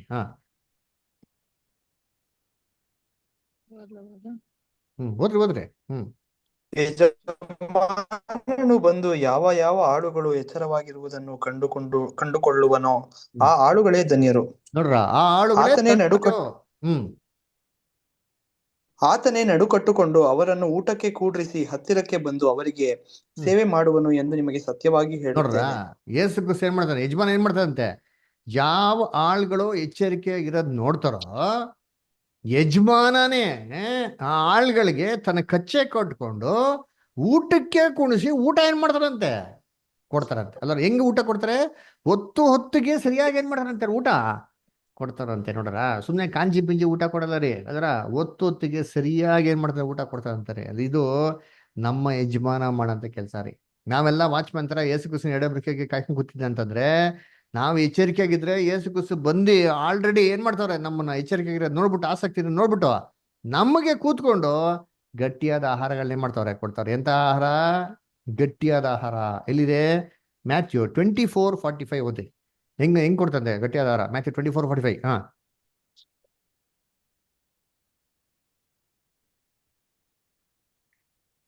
ಹಾಗಾದ್ರೆ ಯಜಮಾನನು ತನ್ನ ಮನೆಯವರಿಗೆ ಹೊತ್ತಿಗೆ ಆಹಾರ ಕೊಡಲಿಕ್ಕೆ ಅವರ ಮೇಲಿಟ್ಟ ನಂಬಿಗಸ್ತನೂ ವಿವೇಕಿಯೂ ಆದಂತ ಆಳು ಯಾರು?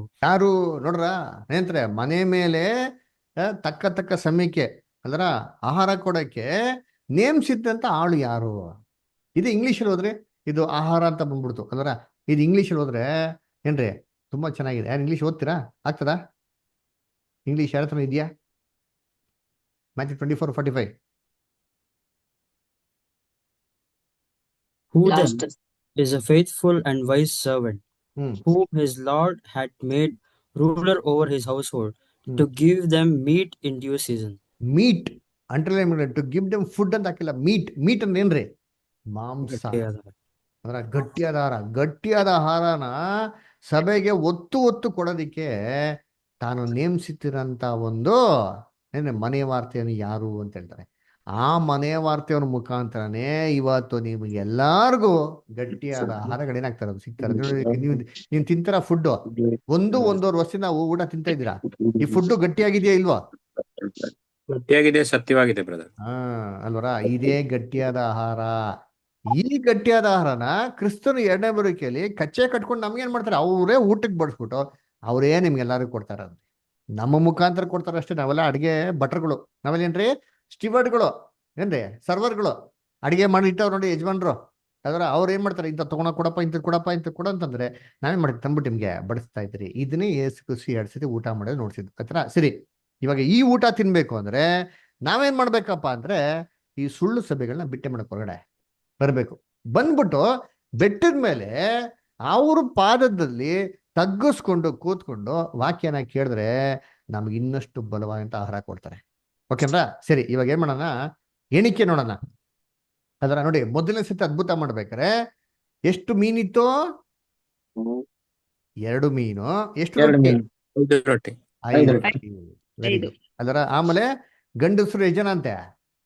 5,000 ಜನ. 5. ಎರಡನೇ ಸತಿ ಅದ್ಭುತ ಮಾಡ್ಬೇಕಾರೆ 2 ಮೀನು, ಎಷ್ಟು ರೊಟ್ಟಿ? 7 ರೊಟ್ಟಿ. ಎಷ್ಟು ಜನ ಗಂಡಸರು? 4,000. Very good. ಇವಾಗ ಏನ್ ಮಾಡಿ ಅಂತಂದ್ರೆ ಮೀನ್ಗಳು ಟೋಟ್ಲ್ ಮಾಡಿ. ಮೀನ್ ಎಷ್ಟಾಯ್ತು ಟೋಟ್ಲು? 4 ಮೀನು. ರೊಟ್ಟಿ ಎಷ್ಟಾಯ್ತು? 5 + 7 ಎಷ್ಟಾಯ್ತು? 12. ಅಂದ್ರೆ ಮೀನು ಮತ್ತೆ ರೊಟ್ಟಿನ 2 ಕೂಡಿಸಿದ್ರೆ ಎಷ್ಟಾಯ್ತು? 16. ಅಂದ್ರೆ 16 ಅಂಶ ಭೋಜನನ ಕ್ರಿಸ್ತನು ಒಟ್ಟಾರೆ ಎಷ್ಟು ಜನಕ್ಕಪ್ಪ ಕೊಟ್ರು ಅಂದ್ರೆ 9,000 ಜನ. ಕರೆಕ್ಟಾ? ಸರಿ, ಇವಾಗ 16 × 9,000 ಮಾಡಿ ಎಷ್ಟು ಬಂತು ನೋಡಿ. ಯಾರು ಮೊಬೈಲ್ ತಗೊಂಡು ಕ್ಯಾಲ್ಕುಲೇಟರ್ ಲೆಕ್ಕ ಹಾಕಿ 16 × 9,000 ಎಷ್ಟು ಬರ್ತದೆ? 1,44,000. ಎಷ್ಟು? 1,44,000. ಕರೆಕ್ಟಾ? ಇವಾಗ 1,44,000 ಅಂದ್ರೆ ನಿಮ್ಗೆ ಗೊತ್ತಾಗೈತಿ ಯಾರಿದು ಚಿಕ್ಕ ಆಯ್ತಾರ. ಅದಕ್ಕೆ ಗಂಡಸ್ರು ಅಂತ ಹೇಳೋದು. ಮಕ್ಕಳು ಹೆಂಗಸರು ಬಿಟ್ಟಿ ಅಂದ್ರೆ ಮೆಚೂರ್ಡ್ ಆಗಿರೋರ್ಗೆ. ಗಂಡಸರು ಯಾವಾಗ ಮೆಚೂರ್ಡ್ ಆಗಿರೋರು, ಹೆಣ್ಮಕ್ಳು ಅಂದ್ರೆ ಅಷ್ಟು ಮೆಚೂರ್ಡ್ ಆಗಿಲ್ಲ. ದೊಡ್ಡ ಸಮೂಹ ಮಕ್ಕಳು ಸತ್ಯದಲ್ಲಿ ಇನ್ನ ಬೆಳೆದೇ ಇಲ್ಲ. ಅಂದ್ರೆ ಇನ್ನ ಬೆಡ್ಚಿ ಪಾಪುಗಳ್ತಿರ್ತಾರೆ, ಏನೂ ಗೊತ್ತಿಲ್ಲ ಅವ್ರಿಗೆ. ಅದ್ರ ಗಂಡಸರು ಏನ್ರಿ ಪ್ರಾಯಸ್ಥರು, ಸತ್ಯನ ಅರ್ಥ ಮಾಡ್ಕೊಂಡಿರೋರು, ಜ್ಞಾನ ಬುದ್ಧಿ ತಿಳುವಳಿಕೆ ಇರೋರು, ಇಂಥವ್ರಿಗೆ ಕ್ರಿಸ್ತನು ಆಹಾರ ಈ ಕಾಲದಲ್ಲಿ ಪ್ರಯೋಜನ ಆಗೋದು. ಅದಕ್ಕೆ ನೋಡ್ಬೇಕಾರೆ ಏನ್ರಿ ಗಟ್ಟಿಯಾದ ಆಹಾರ ಕೊಡ್ತಾ ಇಲ್ಲ ಅಂತಂದ್ರೆ ಗೊತ್ತಾ, ಬೆಳೆದೇ ಇಲ್ಲ ಅಂತ ಅರ್ಥ. ಅಪೋಸ್ಟ್ಲು ಪೌಲ ಹೇಳ್ತಾರಲ್ಲ, ಕಾಲ ನೋಡ್ಬೇಕು, ನೀವೇನಾಗಬೇಕಾಯ್ತು, ಬೋಧರ್ಕಾಗಬೇಕಿತ್ತು. ಆದ್ರೆ ಮೂಲ ಉಪದೇಶಗಳು ಇನ್ನೊಬ್ರು ನಿಮ್ಗೆ ಹೇಳ್ಕೊಡ್ಬೇಕಲ್ಲಪ್ಪ. ಹಾಗಾದ್ರೆ ನೀವು ಹಾಲು ಕುಡಿಯೋರೇ ಹೊರತು ಗಟ್ಟಿ ಆಹಾರ ತಿನ್ನೋರಲ್ಲ ಅಂತ ಅಲ್ವರ.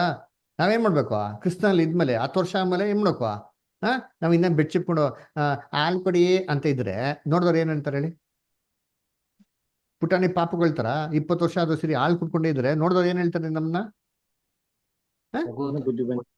ಏನಪ್ಪ ಬುದ್ಧಿನೇ ಇಲ್ವಲ್ಲ, ಪೆದ್ದಂತರವಲ್ಲ, ಏನೋ ಹಿಂಗೆ ಪ್ರಾಬ್ಲಮ್ ಇದೆ, ಹುಚ್ಚ, ಪೆದ್ದ ಅಂದ್ಬಿಡ್ತಾರೆ. ಅದೇ ತರ ಕ್ರೈಸ್ತವರಲ್ಲಿ ವರ್ಷದಲ್ಲಿ ಬೆಳಿತಾ ಹೋಗ್ಬೇಕ್ರಿ. ನಾವ್ ಇನ್ನ ಏನೋ ಗೊತ್ತಿಲ್ದ್ರ ಎಳೆಯ ಮಕ್ಳ ತರ ಇರ್ತೀರಿ. ಏನರ್ಥ ಹೇಳಿ? ವಾಕ್ಯದಲ್ಲಿ ಅನುಭವ ಇಲ್ದಿರೋರು. ವಾಕ್ಯ ಕೇಳ್ದತ್ತಾನೆ ಅನುಭವ ಬರೋದು. ಕೇಳ್ಬೇಕ್ರಿ, ಓದ್ಬೇಕ್ರಿ, ಬೈಬಲ್ ಬೆಳಿಬೇಕ್ರಿ. ಅವರೇ ಗಂಡಸರು. ವಾಕ್ಯ ಓದನ ಇಲ್ಲಿ ಎಫೆಸರಿಗೆ ಬದ್ಧ ಪತ್ರಿಕೆ 4ನೇ ಅಧ್ಯಾಯ 12 ಮತ್ತು 13 ಓದಿ. ಓದಿ Joseph brother. Ephesians 4:12 and 13 brother ಓದಿ ಜೋಸಫ್ ಬ್ರದರ್. ಸಹೋದರರೇ, ನಾನು ನಿಮ್ಮ ಹಾಗೆ ಆದದ್ದರಿಂದ ನೀವು ನನ್ನ ಹಾಗೆ ಆಗಬೇಕೆಂದು ನಿಮ್ಮನ್ನು ಎಫೆಸರಿಗೆ ಬದ್ಧ ಪತ್ರಿಕೆ ಕರೆಕ್ಟಾ? 4ನೇ ಓದ್ತಾರದು. ಓದ್ತಾ ಇದ್ದೀನಿ. 12 ಮತ್ತು 13 ಓದಿ. ದೇವಜನರನ್ನು ನಾವೆಲ್ಲರೂ ನಂಬಿಕೆಯಿಂದಲೂ ದೇವಕುಮಾರನ ವಿಷಯವಾದ ಜ್ಞಾನದಿಂದಲೂ ಉಂಟಾಗುವ ಐಕ್ಯವನ್ನು ಹೊಂದಿ ಪ್ರವೃತ್ತಿಗೆ ಬಂದಿರಲಾಗಿ ಕ್ರಿಸ್ತನ ಪರಿಪೂರ್ಣತೆ ಎಂಬ ಪ್ರಮಾಣವನ್ನು ಮುಟ್ಟುವ ತನಕ ದೇವಜನರನ್ನು ಯೋಗ್ಯ ಸ್ಥಿತಿಗೆ ತರುವ ಕೆಲಸಕ್ಕೋಸ್ಕರವೂ ಸಭೆಯ ಸೇವೆಗೋಸ್ಕರವೂ ಕ್ರಿಸ್ತನ ದೇವ ಅಭಿವೃದ್ಧಿಗೋಸ್ಕರವೂ ಆತನು ಇವರನ್ನು ಅನುಗ್ರಹಿಸಿದನು. ನೋಡ್ರ, ಎಲ್ಲಿ ಬರೋ ತನಕ?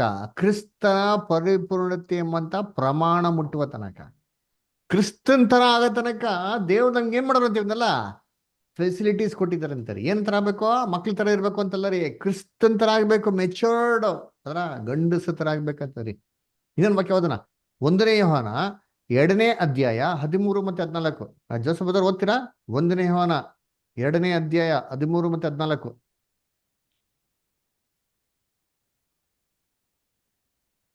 First John 2nd chapter 13 and 14 brother. ತಂದೆ ಕಡೆ ಓದ್ರಿ. ಆದಿಯಿಂದಿರುವಾತನನ್ನು ನೀವು ಬಲ್ಲವರಾಗಿರುವುದರಿಂದ ನಿಮಗೆ ಬರೆಯುತ್ತೇನೆ. ಯೌವನಸ್ಥರೇ, ನೀವು ಕೆಡುಕರನ್ನು ಜಯಿಸುವುದರಿಂದ ನಿಮಗೆ ಬರೆಯುತ್ತೇನೆ. ಮಕ್ಕಳಿರ, ನೀವು ತಂದೆಯನ್ನು ಬಲ್ಲವನಾಗಿರುವುದರಿಂದ ನಿಮಗೆ ಬರೆಯುತ್ತೇನೆ. ತಂದೆಗಳೇ, ಆದಿಯಿಂದಿರುವಾತನು ನೀವು ಬಲ್ಲವರಾಗಿರುವುದರಿಂದ ನಿಮಗೆ ಬರೆಯುತ್ತಿದ್ದೇನೆ. ಯೌವನಸ್ಥರೇ, ನೀವು ಶಕ್ತರಾಗಿರುವುದರಿಂದಲೂ ದೇವರ ವಾಕ್ಯವು ನಿಮ್ಮಲ್ಲಿ ನೆಲೆಗೊಂಡಿಂದಲೂ ನೀವು ಕೆಡುಕರನ್ನು ಜಯಿಸುವುದರಿಂದಲೂ ನಿಮಗೆ ಬರೆದಿದ್ದೇನೆ. ನೋಡ್ರ, ಯೌವನಸ್ಥರೇ ನೀವು ಕೆಡುಕರನ್ನು ಜಯಿಸಿದ್ದೀರಾ. ಯಾಕಂದ್ರೆ ದೇವರ ವಾಕ್ಯ ಏನಾಗಿದೆ ನಿಮ್ಮಲ್ಲಿ ನೆಲೆಗೊಂಡಿದ್ದೆ. ನೋಡ್ರಿ, ಅದನ್ನ ಕೆಡುಕನ್ ಜಯಿಸಿದ್ರೆ ನನಗೆ ಯೌವನಸ್ಥರು ಗಂಡಸರಿ.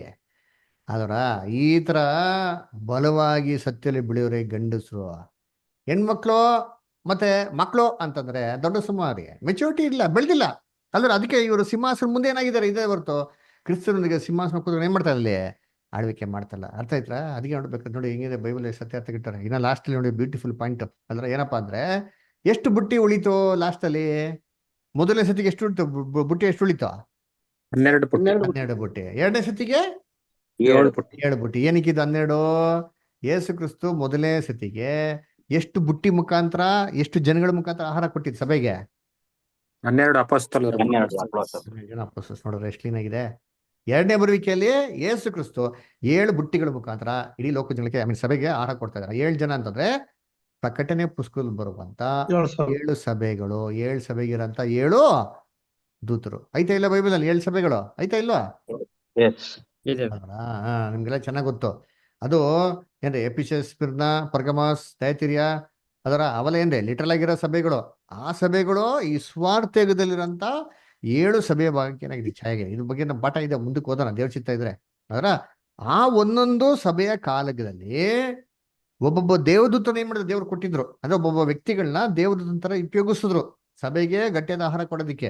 ಅಪೊಸ್ತಲ ಪೌಲು, ಯೋಹಾನ, Peter Waldo, John Wycliffe, Martin Luther ಇವನ್ನೆಲ್ಲ ಇಪ್ಪಕ್ಷಣೆ ಮಾಡಿದ ಆಹ್ವಾನ ಕೊಟ್ಟರು ಅದರ. ಈ ಥರ ಒಂದೊಂದು ಸಭೆಗಳಿಗೆ ಒಂದೊಂದು ದೂತಗಳಿದ್ದಾರೆ. ಇದೇ ಆ 7 ಬೆಟ್ಟಿನ ಸೂಚನೆ ಮಾಡೋದು. ಅರ್ಥ ಆಯ್ತಾ?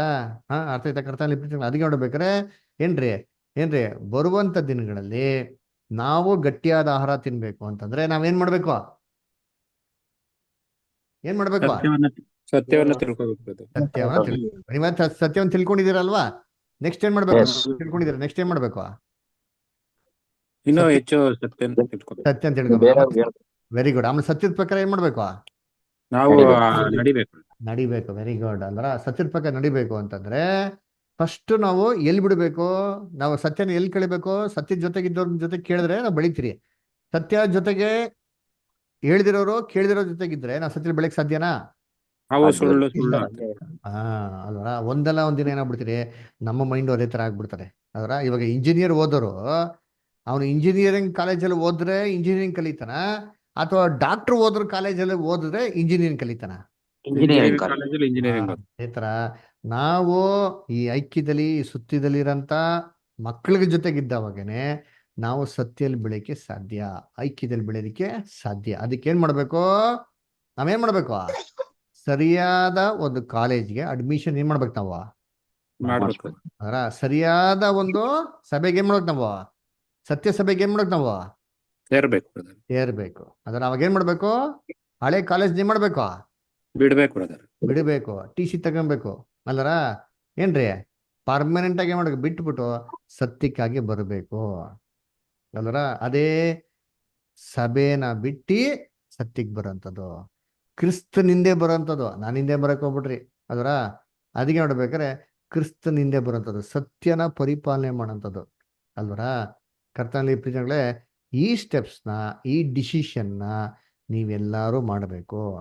ಹೊಸ್ದಾಗೆಲ್ಲ ಪಾಠ ಕೇಳ್ತಾ ಇದ್ದೀರಲ್ಲ ಸೋದರ ಸೋದರಿಗಳು, ಮುಂದೆ ಬರೋ ದಿನಗಳಲ್ಲಿ ಇದನ್ನ ಸರಿಯಾದ ರೀತಿಯಲ್ಲಿ ಯೋಚನೆ ಮಾಡಿ ನೀವು ದೃಢವಾಗಿರೋಂಥ ಡಿಸಿಷನ್ ನೀವೇನ್ ಮಾಡ್ಬೇಕು? ತಗೊಬೇಕು. ಅದರ ಏನೋ ಬ್ರದರ್ ಸಭೆ ಬಿಟ್ಬಾ ಅಂತ ಅಂದ್ಬಿಟ್ರು ಅಂದ್ರೆ ಏನರ್ಥ?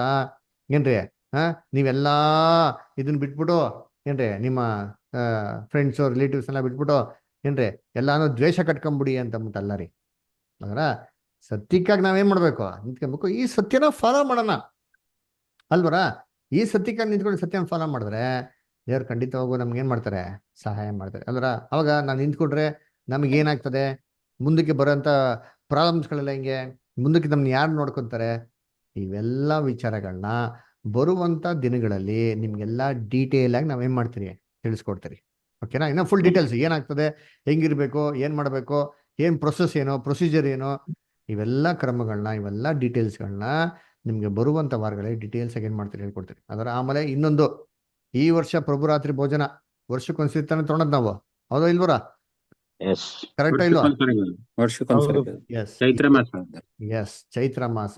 ಈ ವರ್ಷ ಮಾರ್ಚ್ 31ನೇ ತಾರೀಕು ಮಂಗಳವಾರ ಬೀಳ್ತಾರೆ. ಯಾವ್ದು ಬೀಳ್ತಾರೆ? ಮಾರ್ಚ್ 31 ಮಂಗಳವಾರ ಬೀಳ್ತಾರೆ. ಅದರ ಆವತ್ತಿನ ದಿನ ಬೆಂಗಳೂರಲ್ಲಿ ನಮ್ಮ ಮನೆಯಲ್ಲಿ ಪ್ರಭು ರಾತ್ರಿ ಭೋಜನ ಇರ್ತದೆ. ಅರ್ಥ ಆಯ್ತರ? ಅದಕ್ಕೆ ಎಲ್ಲಾರು ನೀವೆಲ್ಲ ಪಾರ್ಟಿಸಿಪೇಟ್ ಮಾಡಬೇಕು ಅಂತ ಕೇಳ್ಕೊತೀರಿ. ಪಾರ್ಟಿಸಿಪೇಟ್ ಮಾಡೋಕ್ಕೆ ದಯವಿಟ್ಟು ನೀವೆಲ್ಲ ಸಿದ್ಧತೆಗಳು ಮಾಡ್ಕೊಳ್ಳಿ ಆಯ್ತರ. ಸೊ ಅದಕ್ಕೆ ಇನ್ನ ಬರುವಂತ ದಿನಗಳಲ್ಲಿ ಹೆಚ್ಚಿನಾಗಿರೋಂಥ ಡೀಟೇಲ್ಸ್ ನಿಮ್ಗೆ ಏನ್ ಮಾಡ್ತೀನಿ? ಕೊಡ್ತೀನಿ. ಓಕೆನಾ? ಸರಿ, ನಾವು ಹಂಗಾರೆ ಒಂದು ಪ್ರೇಯರ್ ಮಾಡಿ ಕ್ಲೋಸ್ ಮಾಡೋಣ. ದಯವಿಟ್ಟು ನಮ್ಮ ಯೂಟ್ಯೂಬ್ ಚಾನಲ್ಗೆ ಸಬ್ಸ್ಕ್ರೈಬ್ ಮಾಡಕ್ಕೆ ಯಾರೋ ಹೊಸಬ್ರು ಕ್ರೈಸ್ತರುಗಳಿದ್ರೆ ಹೇಳ್ರಿ. ಹೊಸ ಕ್ಲಾಸಸ್ ಶುರು ಆಗಿದೆ 5 ಗಂಟೆಗೆ. ಇವಾಗ ಯಾರೋ ಹೊಸಬ್ರು ಕ್ರೈಸ್ತರನ್ನ ಸೇರ್ಸಂಗಿದ್ರೆ ಇಲ್ಲಿ QR ಕೋಡ್ ಇದೆ, ಇಲ್ಲ ನಮ್ಮ ವಾಟ್ಸಪ್ ಗ್ರೂಪ್ ಲಿಂಕ್ ಎಲ್ಲ ಕಳಿಸಿ ನಿಮಗೆ ಅವ್ರ ಮುಖದ ಜಾಯ್ನ್ ಆಗೋದಕ್ಕೆ ನೀವೆಲ್ಲ ಏನು ಮಾಡಿ? ಹೆಲ್ಪ್ ಮಾಡಿ. ಓಕೆ? ದೇವ್ರ ಈ ವಾಕ್ಯಗಳನ್ನ ಆಶೀರ್ವದಿಸಲಿ. ಯಾರಿಗಾರು ಏನೋ ಕೇಳಂಗಿದ್ರೆ ಕೇಳಿ ದಯವಿಟ್ಟು. ಏನೋ ಪ್ರಶ್ನೆ? ಇದು ಕರ್ತನ ಭೋಜನ ದೀಕ್ಷಾ ಸ್ನಾನ ತಗೊಂಡವ್ರು ಮಾತ್ರ ತಗೋಬೇಕು ಅಂತ ಹೇಳ್ತಾರೆ. ಹೌದು ಬುಧರ್. ಯಾಕಂದ್ರೆ ದೀಕ್ಷಾ ಸ್ನಾನ ತಗೊಂಡು, ಇದು ದೀಕ್ಷಾ ಸ್ನಾನ ತಗೊಂಡು ನಾವು ಮಾಡೋದು ಅದು ಸೂಕ್ತವಾದದ್ದು. ಯಾಕಂದ್ರೆ ದೇವ್ರ ಚಿತ್ತಕ್ಕೆ ಅನುಸಾರವಾಗಿ ಮಾಡೋಂಥದ್ದು ಅದು ಸರಿಯಾಗಿರೋದು ಅಲ್ವರ. ಇವಾಗ ಯೇಸು ಕ್ರಿಸ್ತು ಕೂಡ ದೀಕ್ಷಾ ಸ್ನಾನ ತಗೊಂಡ್ರ ಇಲ್ವಾ? ಅವ್ರಿಗೇನು ಅವಶ್ಯಕತೆ ಇತ್ತು? ಅವರು ಮತ್ತೆ ಅವರೇ ತಗೊಂಡವ್ರಂದ್ರೆ ಅವ್ರು ನಮ್ಗೆ ಒಂದು ಮಾರ್ಗದರ್ಶಿ ನೋಡ್ಸೋಗಿದ್ದಾರೆ. ಮಾರ್ಗದರ್ಶನ ಅವ್ರು ತಗೊಂಡಿದ್ಮೇಲೆ ಅದೇ ಯೋನ ಕೇಳ್ತಾರೆ, ನೀನ್ ಹೆಂಗ್ ತಗೊಂಡ್ ಕೇಳ್ತಾರೆ. ಈ ತರ ಮಾಡಪ್ಪ, ಈ ತರ ಮಾಡಿದ್ರೆ ದೇವ್ರ ನೀತಿ ಏನ್ ಮಾಡ್ದಂಗೆ ನೆರವೇರಿಸ್ತಾ ಅಲ್ವರ. ಅದರಿಂದ ಸರಿಯಾದ ರೀತಿಯಲ್ಲಿ ಒಂದು ಸತಿ ಕರೆಕ್ಟ್ ಆಗಿರೋ ದೀಕ್ಷಾ ಸ್ಥಾನ ತೊಗೊಳೋದು ವೆರಿ ವೆರಿ ಇಂಪಾರ್ಟೆಂಟ್. ನಾವು ತೊಗೊಂಡಿರೋ ದೀಕ್ಷಾ ಸ್ಥಾನ ಎಲ್ಲ ಕರೆಕ್ಟು ಅಂತ ದಯವಿಟ್ಟು ಯಾರು ನೆನ್ಸ್ಕೊಂಡ್ಬಿಡ್ರಿ. ಅಲ್ವರಾ? ಅಂದ್ರೆ ಆವಾಗ ಪರಿಸ್ಥಿತಿ ಹಂಗಿತ್ತಲ್ಲ ಬ್ರದರ್, ನೀವು ಹೌದದು ಸರ್, ಇಲ್ಲ ಅಂತ ಹೇಳಿಲ್ಲ, ಅಬ್ಸಲ್ಯೂಟ್ಲಿ ಕರೆಕ್ಟು, ಅಪ್ಪಟ ಸತ್ಯ. ನೋಡಿ, ನನ್ನ ಸಾಕ್ಷಿ ಹೇಳ್ಬೇಕು ಅಂತಂದ್ರೆ, ನಾನು ಎಲ್ಲಿದ್ದೆ ಗೊತ್ತಾ? ನಾನು ಪಾಲ್ ತಂಗಿಯ ಚರ್ಚಲ್ಲಿ ಇದ್ದೆ. ಗೊತ್ತಾ ಅವ್ರು ಯಾರು ಅಂತ ನಿಮ್ಗೆ? ಗೊತ್ತಿಲ್ಲ ಬ್ರದರ್ ನಮ್ಗೆ. ನಿಮ್ಗೆ ಯಾರು, ನಿಮ್ಗೆ ಗೊತ್ತಿಲ್ವಾ? ಬೇರೆ ಯಾರು ಕೇಳಿಲ್ವಾ ಹೆಸರು? ಕೇಳಿದೆ. ಅಲ್ವಾ? ನಾನು ಅವ್ರ ಚರ್ಚಲ್ಲಿ ಇದ್ದೆ. ಎಷ್ಟು ಭಯ ಭಕ್ತಿ, ಎಷ್ಟು ಆಸಕ್ತಿಯಿಂದ ಇದೆ ಅಂತಂದ್ರೆ, ನಾನು ಏನ್ರಿ ಪ್ರತಿ ಒಂದು ರೋಡಲ್ಲಿ, ಇಂದಿರಾನಗರಲ್ಲಿ ಸಭೆ ಪಕ್ಕದಲ್ಲಿರೋಂಥ ಅಕ್ಕಪಕ್ಕ ರೋಡು, ಪ್ರತಿಯೊಂದು ರೋಡಲ್ಲಿ ಹೋಗಿ ಪ್ರತಿಯೊಂದು ಮನೆಗಳಿಗೆ ಪ್ರೇಯರ್ ಮಾಡ್ತಾ ಇದ್ರಿ, ವರ್ಷಿಪ್ ಲೀಡರ್ ಜೊತೆಗೆ. ಏನ್ರಿ, ಎಲ್ಲಾ ದೇವ್ರಿಗೆಲ್ಲ ಕಾಪಾಡ್ಲಿ ಅಷ್ಟೊಂದು ಆಸಕ್ತಿಯಿಂದ ಇದ್ರಿ ಅಲ್ವರ? ಏನು ದೀಕ್ಷಾಸ್ನಾನ ತಗೊಂಡು. ಆದ್ರೆ ಈ ಸತ್ಯ ಎಲ್ಲ ಕೇಳಿ ಮೇಲೆ ಏನಪ್ಪ ಗೊತ್ತಾಯ್ತು ಅಂತಂದ್ರೆ, ನಾನ್ ತೊಗೊಂಡಿರೋ ದೀಕ್ಷಾಸ್ನಾನ ಏನ್ರಿ, ನನ್ನ ಪಾಪಗಳನ್ನ ಪರಿಹಾರ ಆಗೋದಿಕ್ಕೆ, ಮಾನಸಾಂತರ ಹೊಂದಿದ್ದೀನಿ, ದೇವ್ರ ಕಡೆ ತಿರುಗಿದ್ದೀನಿ ಅಂತಂದ್ಬಿಟ್ಟು ನೋಡ್ಸೋದಕ್ಕೋಸ್ಕರ ತೊಗೊಂಡಿರಂತ ದೀಕ್ಷಾಸ್ನಾನ ಅಂತ ನನಗೆ ಗೊತ್ತಾಯ್ತು. ಆದ್ರೆ ಬೈಬಲ್ನಲ್ಲಿ ಅದು ದೀಕ್ಷಾಸ್ನಾನ ಅಲ್ಲ. ಅದು ದೀಕ್ಷಾಸ್ನಾನ ಇದೆ, ಅದು ಯೋಹಾನನ್ ದೀಕ್ಷಾಸ್ನಾನ. ಯೋಹಾನನ್ ದೀಕ್ಷಾಸ್ನಾನ ತಗೊಂಡವ್ರಿಗೆಲ್ಲ ಪವಿತ್ರಾತ್ಮ ಬರ್ತದಾ? ಇಲ್ಲ ಬ್ರದರ್. ಇಲ್ಲ. ಆವಾಗ ನಾನು ತಿಳ್ಕೊಂಡೆ, ಓ ಹಂಗಾರೆ ನಾನ್ ತೊಗೊಂಡಿರೋ ದೀಕ್ಷಾಸ್ನಾನ ರಾಂಗ್. ನನ್ನಲ್ಲಿ ಆಸಕ್ತಿ ಇದೆ, ನನ್ನಲ್ಲಿ ಭಕ್ತಿ ಇದೆ, ಪ್ರೀತಿ ಇದೆ, ಎಲ್ಲ ಇದೆ, ನಾನು ದೇವ್ರಿಗೋಸ್ಕರ ಎಲ್ಲ ಮಾಡ್ತೀನಿ. ಆದ್ರೆ ನಾನ್ ತೊಗೊಂಡಿರೋ ದೀಕ್ಷಾಸ್ನಾನ ಸರಿ ಅಲ್ಲ. ಇದು ಯಾಕೆ ಸರಿ ಅಲ್ಲ?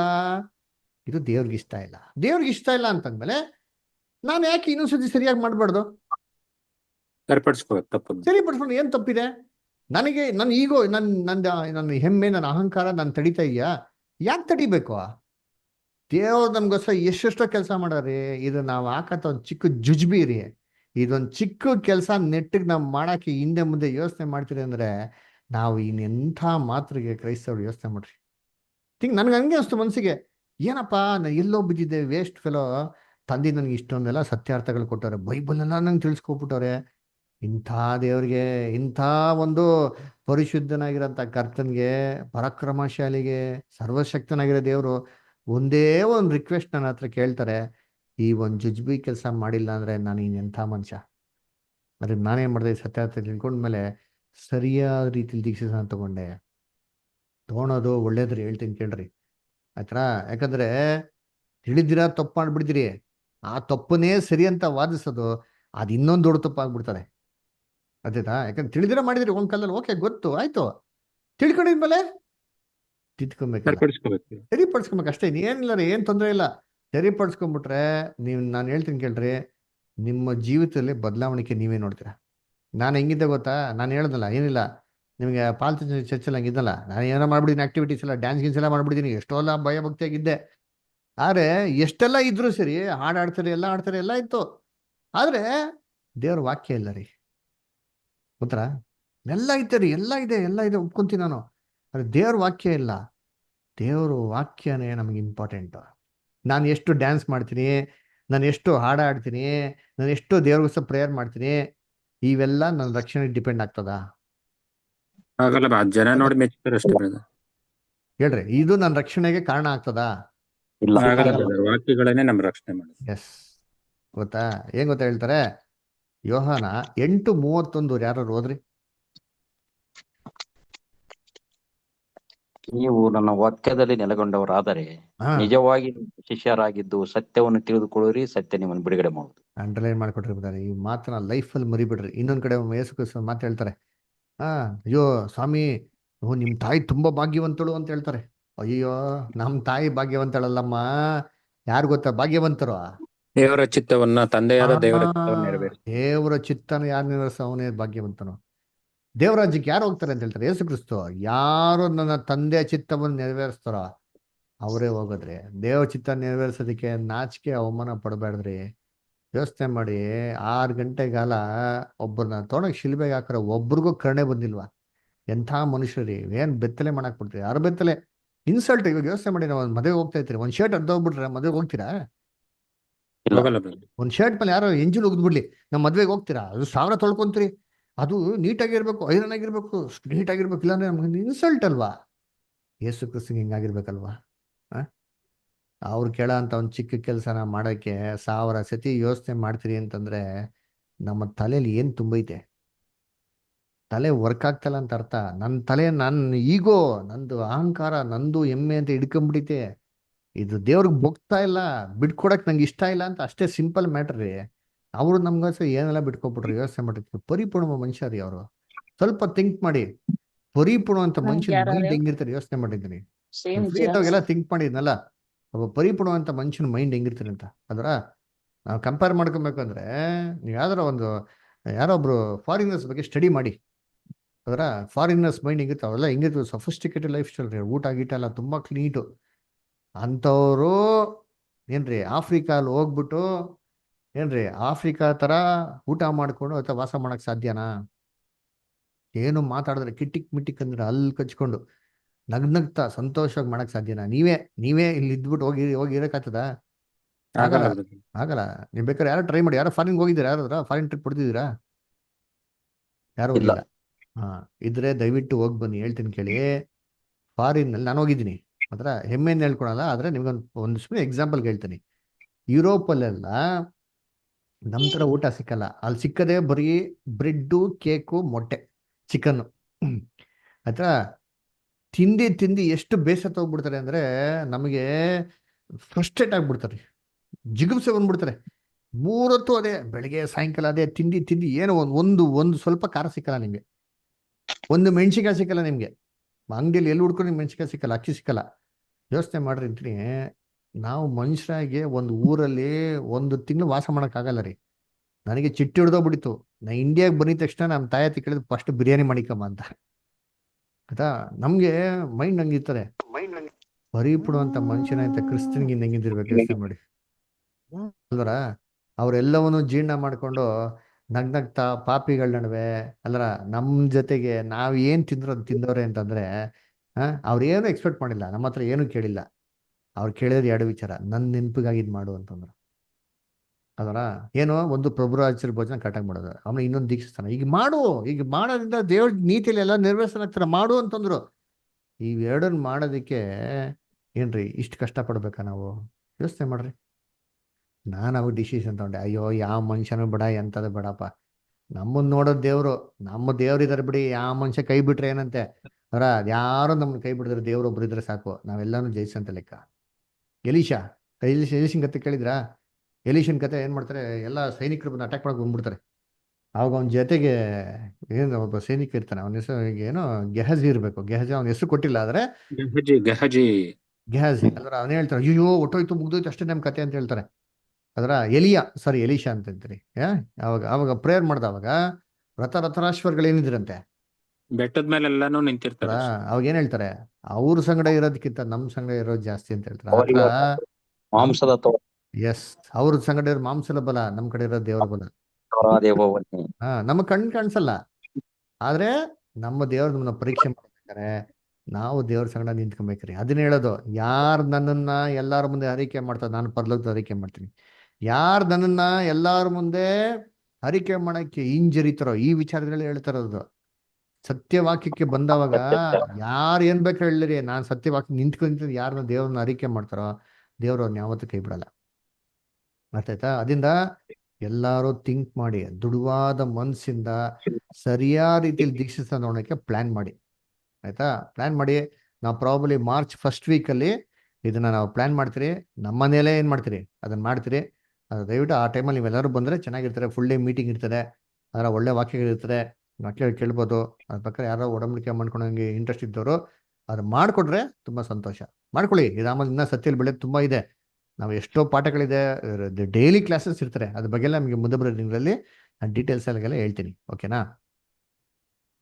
ಆಮೇಲೆ ನಮ್ಮದು ಸಂಸ್ಥೆ ಇದೆ. ನಾವು ಗೌರ್ಮೆಂಟಲ್ಲಿ ಲೀಗಲ್ ಆಗಿ ರಿಜಿಸ್ಟ್ರೇಷನ್ ಆಗಿದೆ. ಗೌರ್ಮೆಂಟಲ್ಲಿ ರಿಜಿಸ್ಟ್ರೇಷನ್ ಆಗಿ ಎಲ್ಲ ಕಡೆ ಸಭೆಗಳ ಸ್ಥಾಪನೆ ಮಾಡೋದಕ್ಕೆ ರೈಟ್ಸ್ ತೊಗೊಂಡಿದ್ರಿ.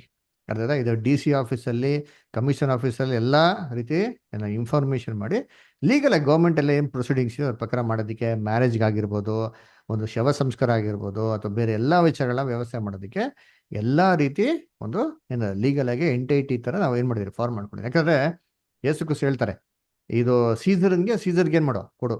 ಸೊ ಗೌರ್ಮೆಂಟ್ ರೂಲ್ಸ್ ಇರಬೇಕಾರೆ ನಾವು ಅದ್ರ ಪ್ರಕಾರ ಫಾಲೋ ಮಾಡೋದ್ರಲ್ಲಿ ಏನೂ ತಪ್ಪಿಲ್ಲ. ಅದನ್ನು ನಾವೆಲ್ಲ ರೀತಿ ವ್ಯವಸ್ಥೆ ಮಾಡ್ಕೊಂಡಿದ್ದೀರಿ. ಸೊ ಅದರಿಂದ ಆ ಮನಸ್ಸು, ಅಯ್ಯೋ ನಮಗೆ ಸಭೆ ಬಂದ್ಬಿಟ್ರೆ ನಮ್ಗೇನಾಗ್ತದೆ, ಆ ಥರ ಎಲ್ಲ ಏನು ಚಿಂತೆ ಮಾಡಿ. ಎಷ್ಟೋ ಜನ ಪಾಸ್ಟ್ಗಳು ನೋಡಿ, ಇಲ್ಲಿ ನೋಡಿ ಪಾಸ್ಟ್ ಮೋಹನ್ ರಾಜ್ ಅಂತ, ಅವ್ರು ಯಾದಗಿರಿಲಿರೋದು. ಅವರು ಮತ್ತೆ ಎಂಟೈರ್ ಸಭೆ ಇದೇ ವಾಕ್ಯನ ಕೇಳ್ತಾರದು. ಅವರು ಕೂಡ ಬ್ರದರು. ಆದ್ರೆ ಇದೇ ವಾಕ್ಯಗಳು ಏನ್ ಮಾಡ್ತಾ ಇರೋರು ಸಭೆ ಮಕ್ಕಳಿಗೆ ಹೇಳ್ಕೊಡ್ತಾ ಇದಾರೆ. ಇದು ಮಾತ್ರ ಅಲ್ಲ, ಬಾಗಲಕೋಟೆ, ಮುದೋಲ್, ಆಮೇಲೆ ಗದಗ್, ಎಷ್ಟೋ ಪ್ರಾಂತ್ಯಗಳಲ್ಲಿ ಎಷ್ಟೋ ಜನ ಎಲ್ಲ ಪಾಸ್ಟ್ಗಳು ಹೇಳ್ತಾರೆ. ನಾನು ಅವ್ರ ಸಭೆಯಲ್ಲಿ ಮಕ್ಳುಗಳು ಹಂಗೆ ಇದ್ದಾರೆ. ಈ ಸಹೋದರಗಳಿಗೆ ಚೆನ್ನಾಗಿ ಕಲ್ತಿ ಆ ಸಹೋದರಗಳು ಎಂಟೈರ್ ಸಭೆಗೆ ಏನ್ ಮಾಡ್ತಾರೆ, ಟೀಚ್ ಮಾಡ್ತಾರೆ. ನಾವು ಫ್ರೀಕ್ವೆಂಟ್ ಆಗಿದ್ದಾಗ ಈ ರಜೆಗಳು ಬಂದವಾಗ ಗೌರ್ಮೆಂಟ್ ಹಾಲಿಡೇಸ್ ಹೋಗೋವಾಗೆಲ್ಲ ಏನ್ ಮಾಡ್ತೀವಿ, ಒಂದು ಫುಲ್ ಡೇ ಮೀಟಿಂಗ್ ತರ ಮಾಡಿ ಎಂಕರೇಜ್ ಮಾಡಿ ಅವ್ರಿಗೆ ಏನೇನು ಬೇಕೋ ಎಲ್ಲ ರೀತಿ ಒಂದು ಸೌಕರ್ಯಗಳು ಮಾಡೋಕ್ಕೆ, ಹೆಲ್ಪ್ ಮಾಡೋಕ್ಕೆ, ಬಲಪಡಿಸೋದಕ್ಕೆ ಇದೆಲ್ಲ ಏನ್ ಮಾಡ್ತೀವಿ, ವ್ಯವಸ್ಥೆ ಮಾಡ್ತೀವಿ. ಅದರಿಂದ ಇವೆಲ್ಲ ಸಹೋದರಗಳದ್ದು ಐಕ್ಯದಲ್ಲೆಲ್ಲ ಇರ್ತದೆ. ಆಮೇಲೆ ಇಲ್ಲೇನೋ ಒಂದು ಸ್ವಲ್ಪ ಜನ ಇದ್ದಾರೆ ಅಂತ ತಿಳ್ಕೊಂಬಿಡಿ, ಅದರ ಇಡೀ ವರ್ಲ್ಡ್ ಲಕ್ಷಾಂತರ ಜನಗಳು ಏನಾಗಿದ್ದಾರೆ, ಇಂಡಿಯಾಲೇ ಎಷ್ಟೋ ಸಾವಿರ ಜನಗಳಿದ್ದಾರೆ. ಅದೆಲ್ಲ ಕನ್ವೆನ್ಷನ್ಸ್ ಮಾಡಿದಾಗ ನಿಮ್ಗೆ ಕರೆಸ್ತೀರಿ, ನೀವು ನೋಡ್ಬೋದು. ಎಲ್ಲ ಸಹೋದರಗಳು ಐಕ್ಯ ಇರ್ತಾರೆ, ಎಲ್ಲ ಬಲವಾಗಿರ್ತಾರೆ. ಇದೇ ಥರ ಬಿಟ್ಟು ಬಂದ್ರೆ ಎಷ್ಟೋ ಲಕ್ಷಾಂತರ ಜನ ಇದ್ದಾರೆ. ಓಕೆನಾ? ಸೊ ಇವೆಲ್ಲ ನಿಮಗೆ ಇನ್ಫಾರ್ಮೇಶನ್ಗೆ ಸದ್ಯ ಧೈರ್ಯವಾಗಿ ನಿಮ್ಮ ಮನಸ್ಸಲ್ಲಿ ಏನೇ ಸಂದೇಹ ಇತ್ತು ಅಂತಂದರೆ ಅದನ್ನು ನಾವು ಬರುವಂಥ ವಾರಗಳು ಡಿಸ್ಕಸ್ ಮಾಡೋಣ. ಈ ಥರ ಮೀಟಿಂಗ್ನಲ್ಲಿ ನಿಮ್ಮ ಮನ್ಸು ಬಿಚ್ಚಿ ನಮ್ಮ ಹತ್ರ ಮಾತಾಡಿ. ಓಕೆನಾ? ನಿಮ್ಗೆ ಈ ಥರ ಡೌಟು, ಈ ಥರ ಪ್ರಶ್ನೆ ಇದೆ ಬದರ್ ಏನು ಹೇಳಿದ್ರಿ, ಇದಕ್ಕೆ ನಾವು ಕುಲಂಕುಷವಾಗಿ ಎಲ್ಲನೂ ನಾವು ನೋಡೋಣ. ಓಕೆನಾ? ಸರಿ, ಪ್ರೇಯರ್ ಮಾಡಿ ಕ್ಲೋಸ್ ಮಾಡೋಣವಾ? Okay brother. Okay, thank you. ಸರಿ, ಕೊನೆಯದಾಗಿ ಯಾರು ಪ್ರೇಯರ್ ಮಾಡ್ತೀರಾ?